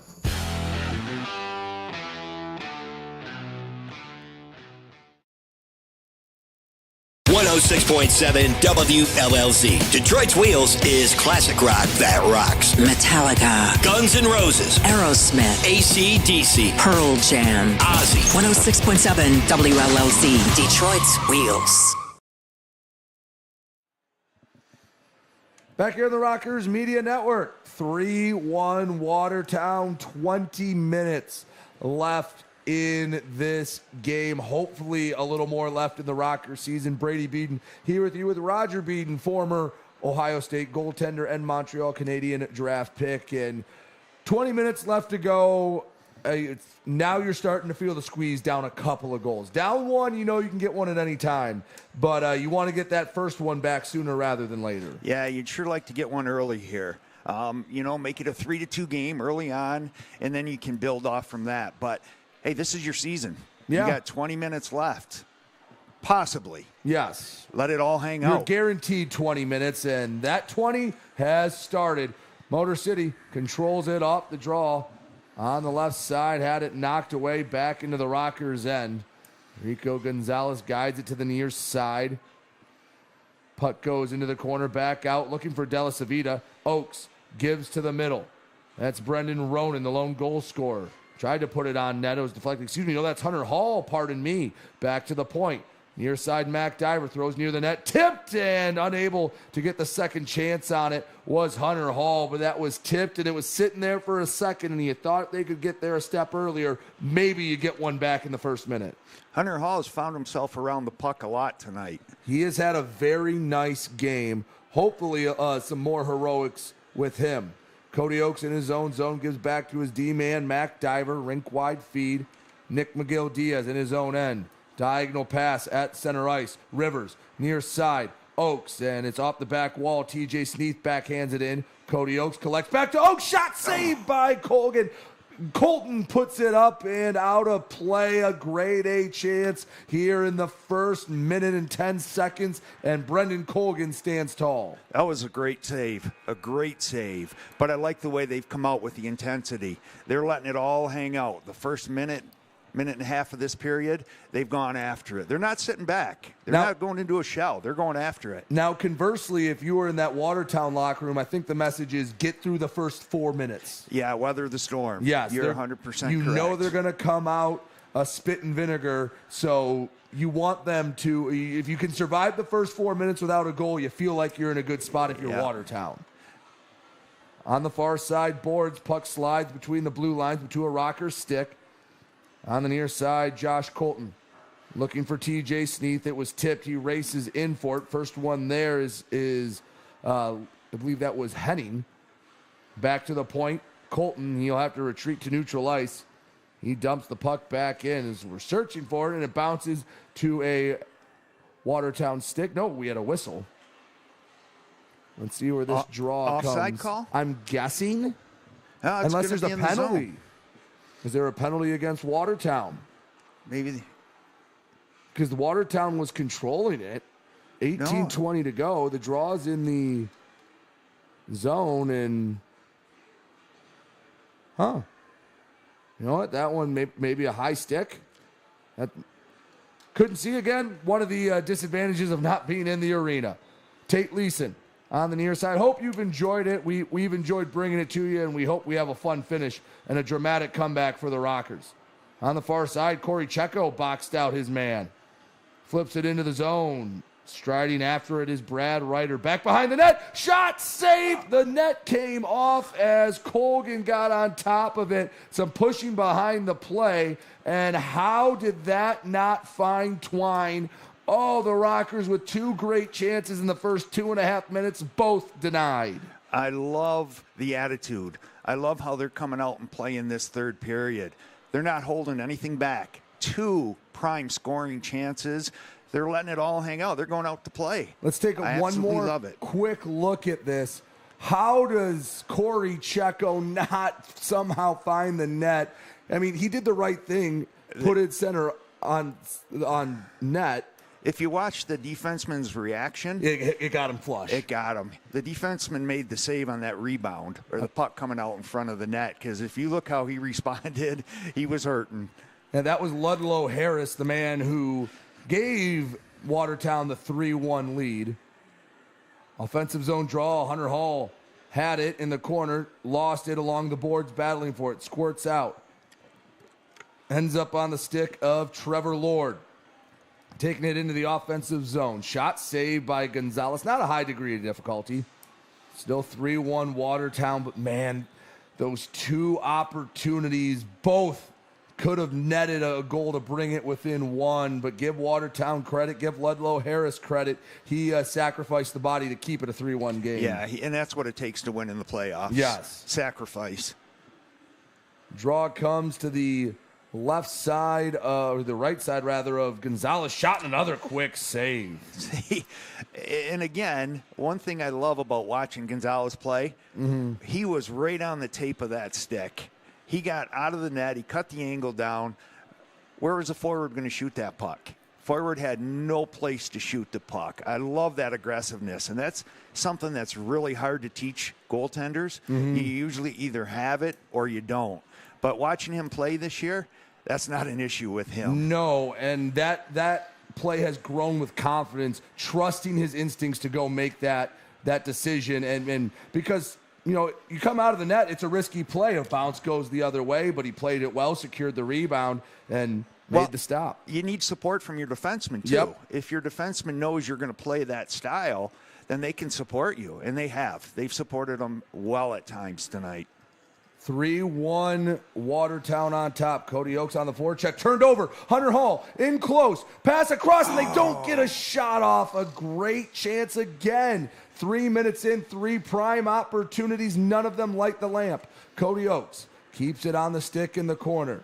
Spins around, guides it along the boards, back behind the net. Brendan Ronan out in front. Hall jammed at it. Knocked back to the point. McGill Diaz shot bounces. Hall pokes at it, and it's knocked away by Colgan. A flurry, a barrage of shots from Motor City. Another one goes wide of the net. Watertown finally gets it on the stick, and they'll get it out of their own end. Oh, my goodness. Exactly what you want to see from Motor City coming out of the intermission. They just can't seem to find the back of the net. But you got to love the intensity. You got to love the attitude that they've come out here with in the third period. They're letting it all go out. They're letting it all hang out. They know that their season could be over in 16 minutes. 3 minutes, 3 prime scoring opportunities. They just need to keep the pressure on. That puck will eventually go in the net. Can't get frustrated. Keep doing what you're doing. Play was just offsides. Harris was ready for a clapper, but the draw will come to the neutral zone.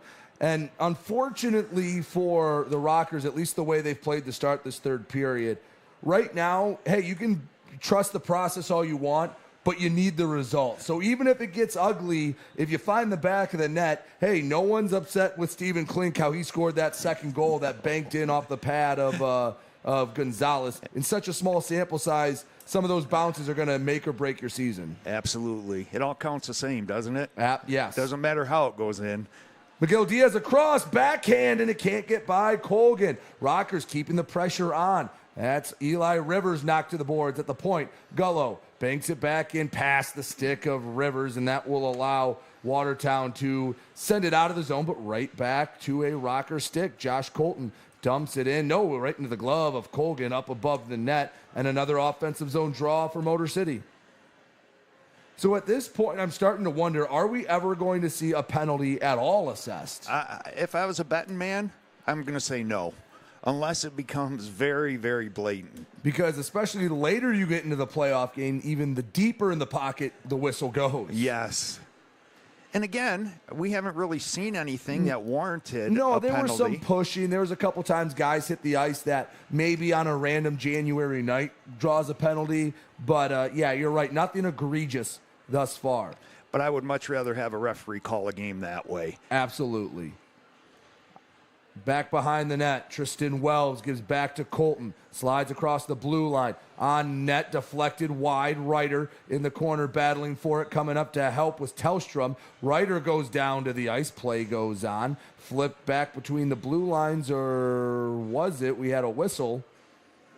14:59 to go in the third period. 3-1 Watertown. We'll take a break. Rockers keeping the pressure on when we come back here on the Rockers Media Network.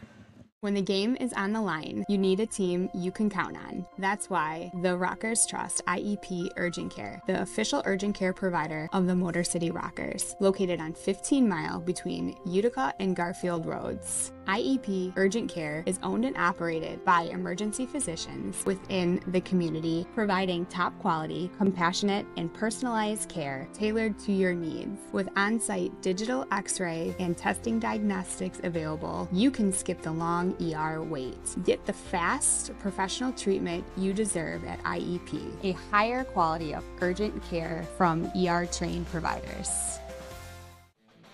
Hey, band members, follow the Motor City Rockers on social media. On Facebook, X, and YouTube at Rockers Hockey. On Instagram and TikTok, find them at Motor City Rockers.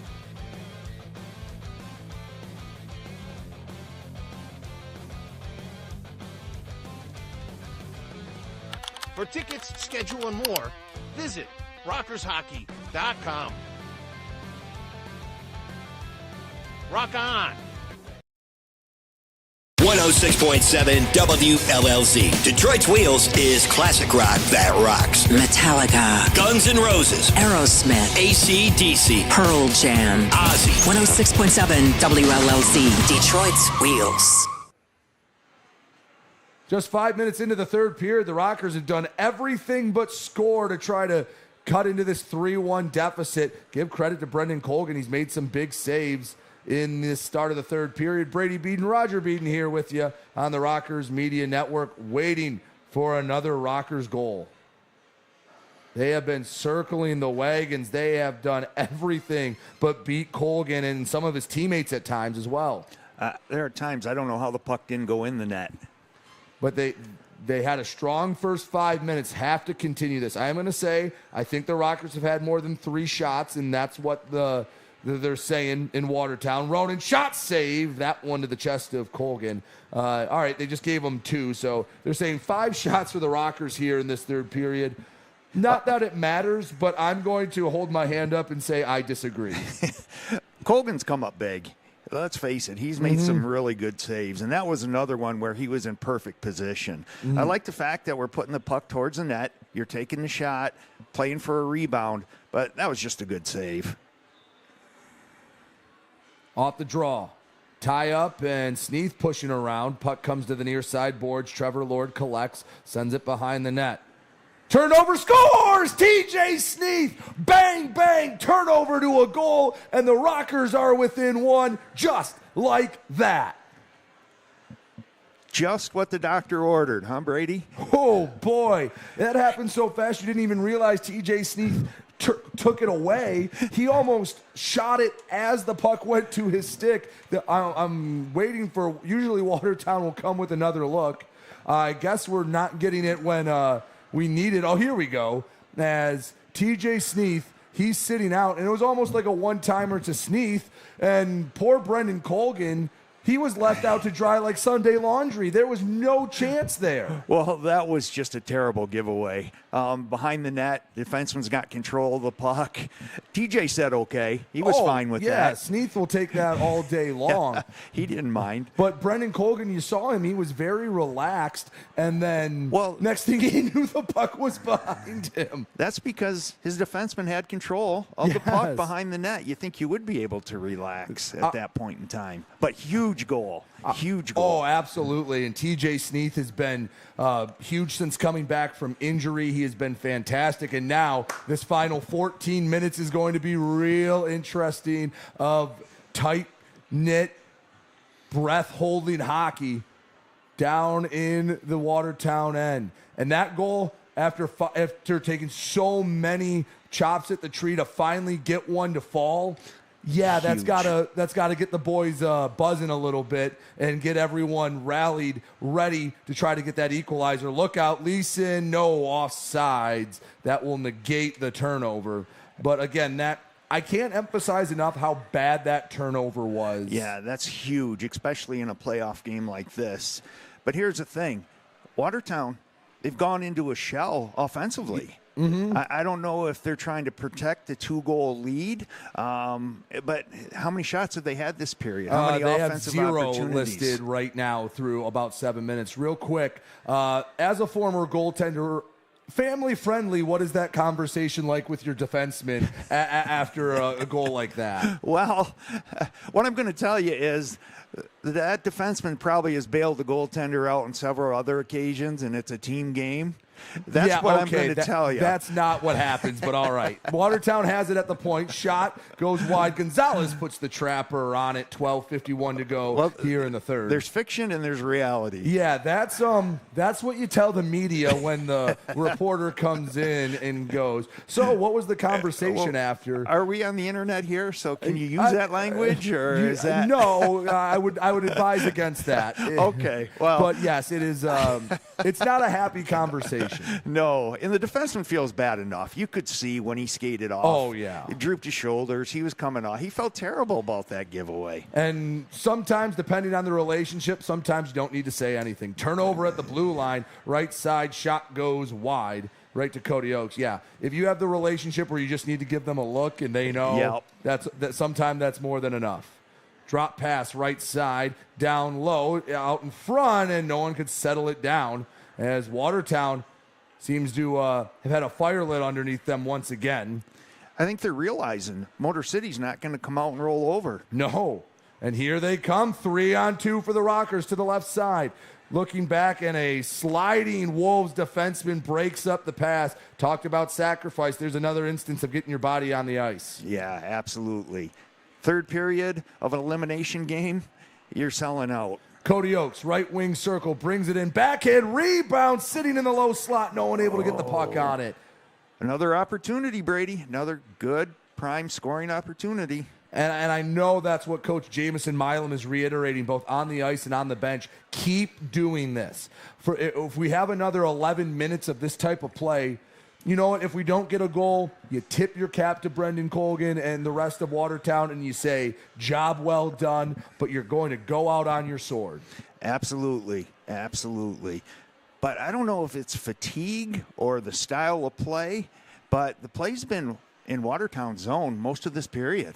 And another offensive zone draw for the Rockers, controlled by Rivers. Backhands it in deep. Sneath guides it ahead to Gullo. Bottom of the left wing circle, spins back in the corner. He's pressured to the boards. He gets knocked into the boards as another white jersey. That Sneath comes in to help.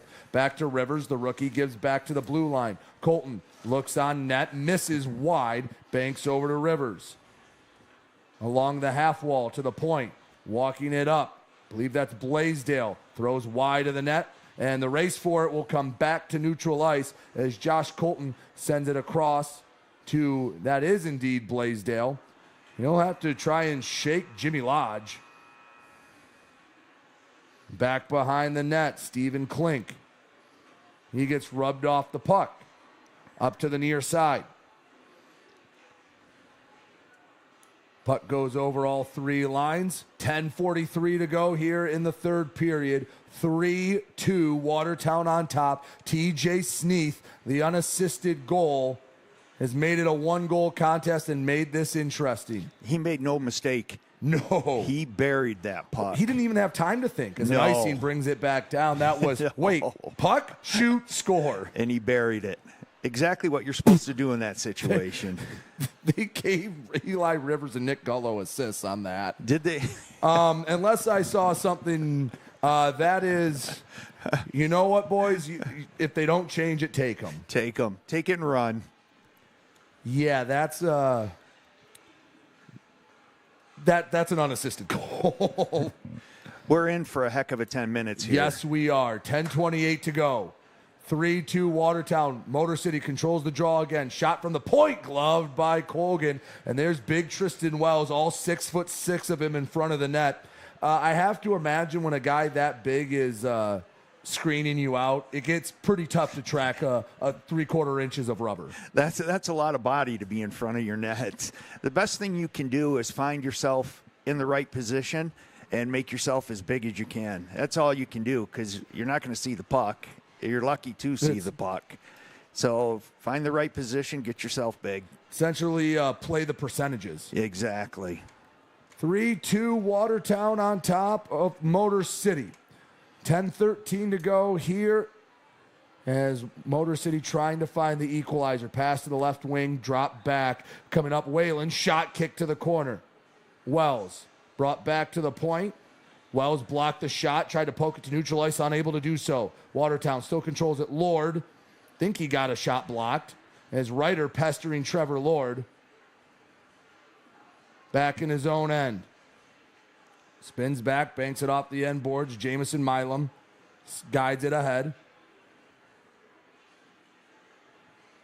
To the blue line, puck chipped back into the Rocker zone. Watertown, this is the most time they've had in the Rocker end all period long. 9.5 minutes to go. Rockers chasing a goal. Empire Division play in game. Winner will take on Binghamton in a 3-game set, a chance to dethrone the defending champs.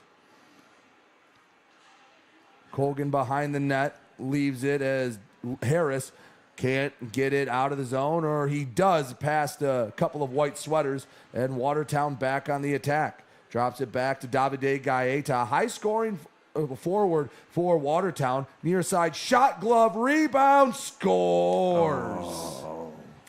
4-2 Watertown on the rebound, and the Wolves are back up by 2. Trevor Graspy. And now the clock becomes your enemy. You had mentioned that earlier about when you're in the lead, the clock seems to slow down. But when you're at a deficit, when you're behind, it just can't go slow enough. And that's huge. That one hurt. And that's another scramble that, again, that's one you think about is, man, you just had all the momentum, and Watertown makes it a 2-goal game again. And still have 9 minutes left to go, and if you keep playing the way you have been, you'll have a couple more chances, but it's getting to crunch time, and you're going to have to play darn near perfect. Yeah, the clock's your enemy now. You're going to have to get one early on here. Harris Jr. back behind the net to the near side. Flips over all 3 lines. Nick Miguel Diaz banks it ahead. Gullo to the middle. One touch. Rivers to the left side. TJ Sneath bringing it in. Back behind the net. Oh, no. Tried to go short side. Had it poked away. In the corner. Rivers puts near the net. Colgan made one stop. Got sent to the corner. And Watertown able to get it out of their own end. 8:10 to go in the third period. 4-2 Watertown as Trevor Graspy has extended the Watertown lead. Back on the attack. Gonzalez was ready for a shot that never came. Short feed from Klink back into the corner. Under 8 minutes to go. Rockers need 2 goals to extend their season. Matthias Tellstrom makes a man miss and dumps it in the zone. Back behind the net. Coming to the near side. Colton couldn't keep it in. Slides over the blue lines. Picked back up. That is Corey Checo.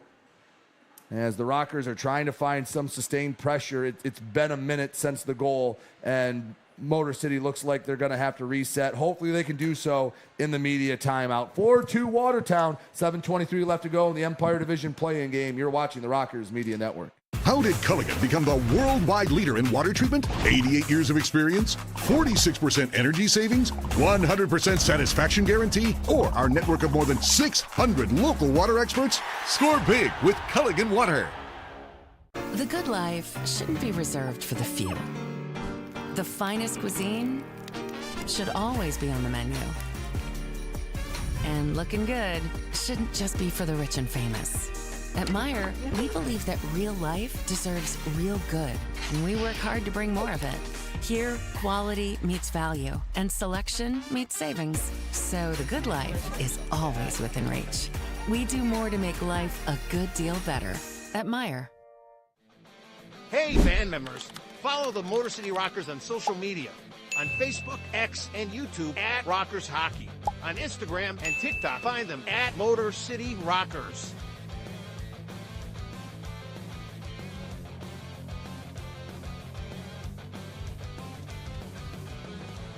For tickets, schedule, and more, visit rockershockey.com. Rock on! 4-2 Watertown on top of Motor City as the Rockers, they need to find 2 goals here in the next 7 minutes and 23 seconds. Otherwise, their season done. Winner goes on to play Binghamton in the first round of the first full round of the Commissioner Cup playoffs. Never been quite confirmed if the play-in is part of the playoffs or if it's round one. I'm guessing it's a play into the playoffs. So anyway, 4-2 Watertown. Rockers in their own end. Corey Checo takes it over that was Ronan that took it over the line and handed it off, and Hall lost it. Ahead, Leeson races after it. Gonzalez out of the net. Got it by Leeson to the far side boards. Into neutral ice. Feed just a bit too tall. As now you might see Watertown, they can go into a little bit of a shell now with a 2-goal lead and under 7 to go. Well, you can see they're playing don't give the puck away. Get over the red line, dump it in. We don't need another goal to win. And you can tell that's the philosophy that they're taking right now. Keep the puck down low. Don't give it away. Take care of your defensive zone. Hunter Hall on the end boards. Help comes back to the point, but there was no D-man there to keep it in, and Blaisdell retreats to his own end to pick it up.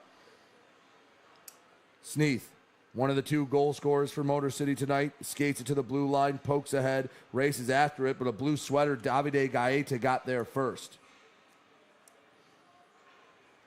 On the right wing circle, pass flubbed, Rockers and Gullo have it, back behind the net, Nick Gullo. Finds Blaisdell, right wing circle, the D-man. Made a move, had it knocked away into the corner.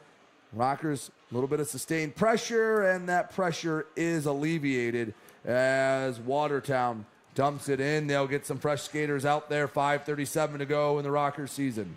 At what point, down 2 goals, do you look at getting your goalie?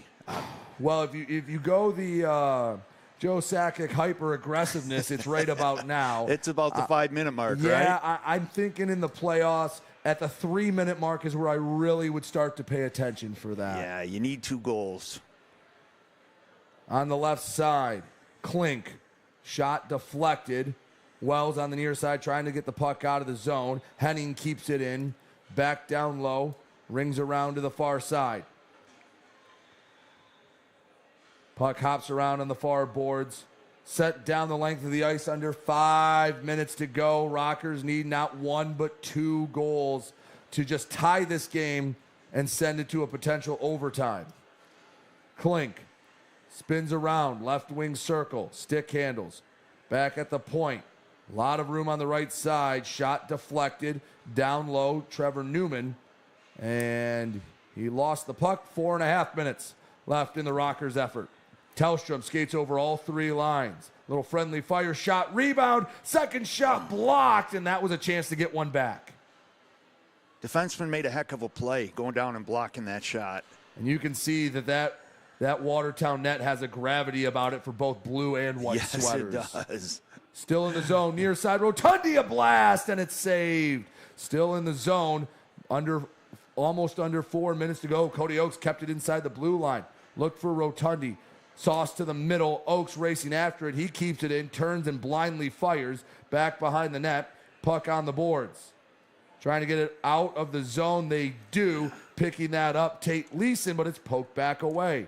Hunter Hall over the red and now the blue. Hall centers. Left side. Shot saved by Colgan. Back to the near side. Milam. He dumps it onto the near side boards. Milam a blast. Misses low and wide. That's Josh Colton centering feed, and a man went down, and play will go on. We got sticks all over the place out there. It's a yard sale right now. On the far side of the ice, 3:16 to go.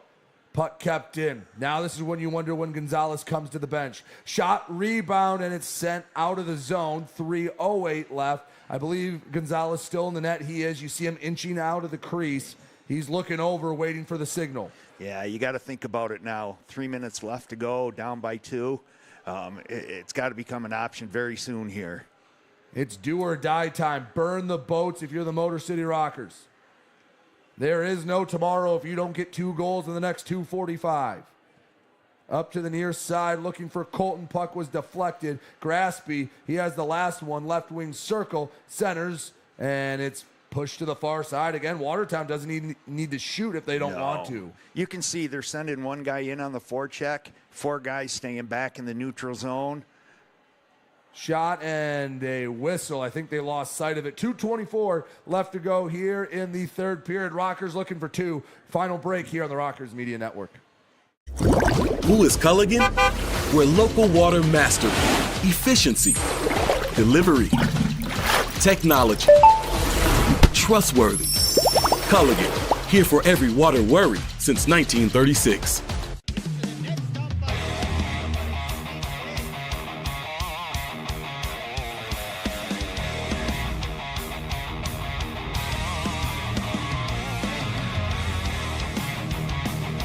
Picked up in front, shot, scores! Numbers line now, shot, scores! Here we go, Stinson, we got a full line roll! FBHL, full line roll! Hell yeah! How did Culligan become the worldwide leader in water treatment? 88 years of experience, 46% energy savings, 100% satisfaction guarantee, or our network of more than 600 local water experts? Score big with Culligan Water. 106.7 WLLZ. Detroit's Wheels is classic rock that rocks. Metallica, Guns N' Roses, Aerosmith, AC/DC, Pearl Jam, Ozzy. 106.7 WLLZ, Detroit's Wheels. Hey, this is Sam Gagnon from the Motor City Rockers, and you're watching the Rockers Broadcast Network powered by KE Electric Supply. Go Rockers!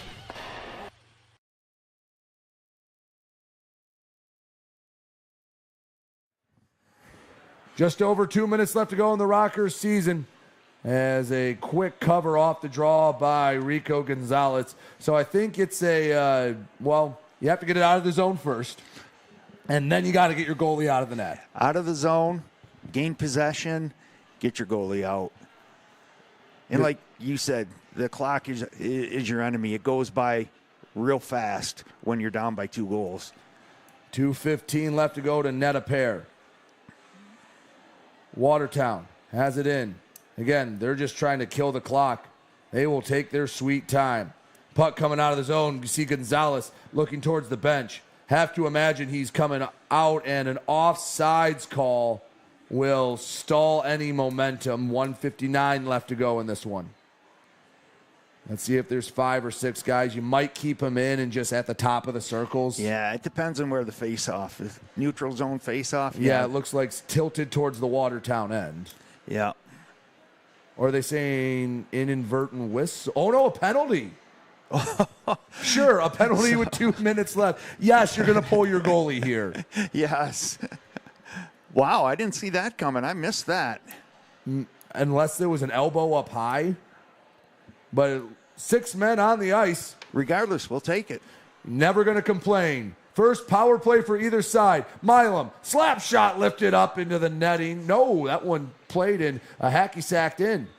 Hall on the far side. Prime opportunity to at least get one back. Left wing circle. Comes up. Shot deflected. Picked back up. Miguel Diaz. Shot blocked again. And it's just a sea of blue in front of any Rocker trying to get a shot off. Right side, Rivers. Shot short side. Colgan makes the save. Play goes on. Out in front, backhand. Colgan save. Another attempt goes. And the Rockers are begging for delay of game, and they're going to get it. They're going to get it.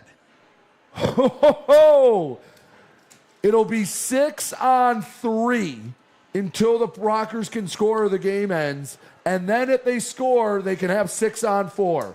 If you want to say you're leaving the door open, the Wolves are inviting it in. You got that right. We haven't had a penalty all game until the last 2 minutes of the game. Now we've got 2 of them.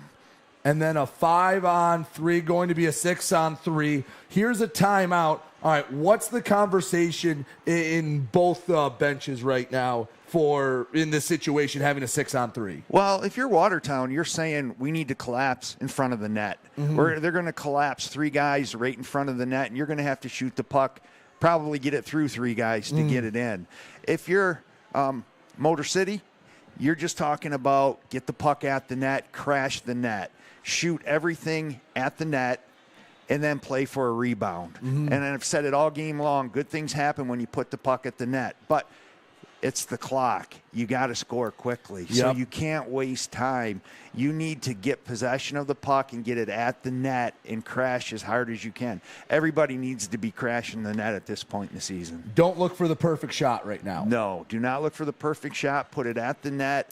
Hopefully you get a rebound. It hits off from somebody, a shin pad, a skate, goes in the net. The only way you can score is if you shoot the puck. You got to get it at the net, and you got to do it early and often here. 1:29 left to go. Rockers need 2 goals. Off the draw, kept in the zone. Milam gives to the right side of Rivers. Pass across, broken up. They were looking for the one-timer, and Rivers from his knees able to keep the puck in the zone. Back to Milam. 1:15 left to go in the game. Left side, looking across, and they couldn't find the stick of Rivers. They are making sure they know where 23 is, and that's the downside of being on the power play is Watertown can send it down the ice at their pleasure. Exactly. I was just going to say that. That's one of the advantages of being shorthanded when you're going against a pulled goalie. Sneath on the far side works back behind the net to Rivers. 50 seconds left to go in the season. Drops off. Pass, and it's into the corner. 44 seconds left. McGill Diaz to the point. Rivers, right side. Running out of time, gentlemen. Rink wide pass. It fakes the slap shot. Down low. 35 seconds. Hall had a chance behind the net. Down to 30 seconds. Hall looking out in front. It's settled down. Got to get one now. Got to get it at the net. Deflected wide. Gullo tried to tip it on the net. 22 seconds left. Gullo scrambles for it, back behind the net, and Watertown's going to create a hog pile here for it. Coming out, Miguel Diaz has it down to 12 seconds, and Watertown going to let this clock run out. Down to 8 seconds. Puck still back behind the net. Squirts out Sneath. Out in front, Rivers. Shot missed wide, and that will do it. The season comes to an end. A strong effort by the Rockers. But the 3rd season of Motor City Rocker hockey ends in Watertown, New York with a 4-2 final. We'll take a break, come back. We'll wrap up this season here on the Rockers Media Network.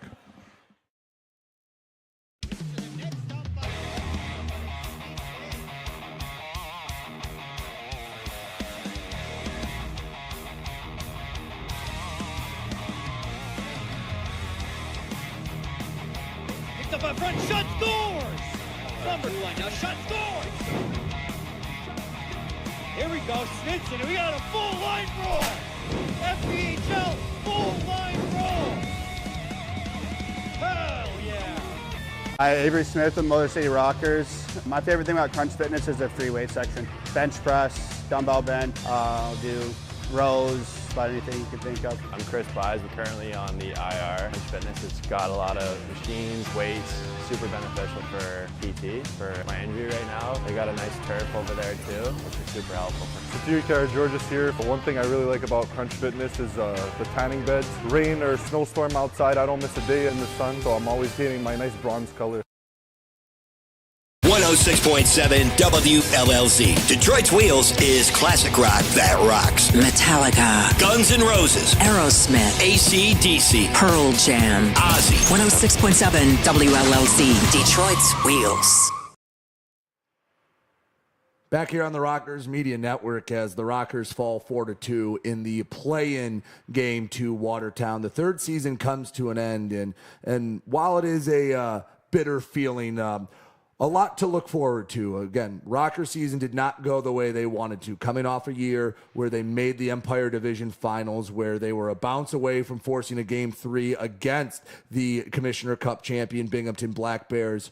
Not the year anybody wanted. It was a year of turbulence, but I want to take a moment and say a heartfelt thank you to everyone out there, to everyone in the front office, everyone in the locker room, everyone who joined, even if it was just for this game.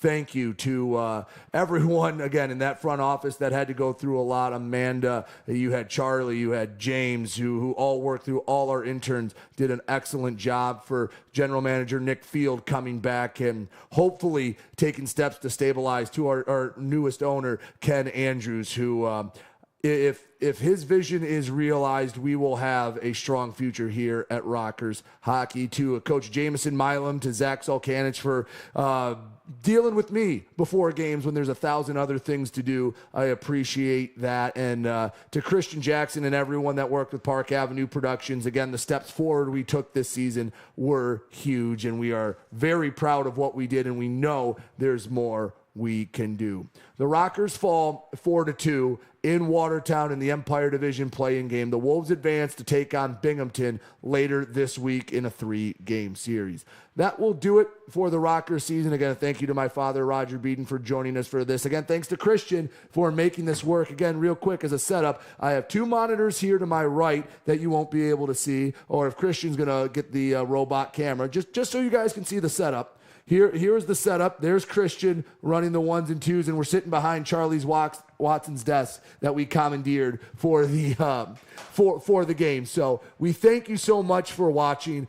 Didn't end the way we wanted to, but there are brighter days ahead. For one final time in the 2024-25 season, I'm Brady Beaton, the voice of Motor City Rocker Hockey. Thank you so much for watching, and we'll see you in October.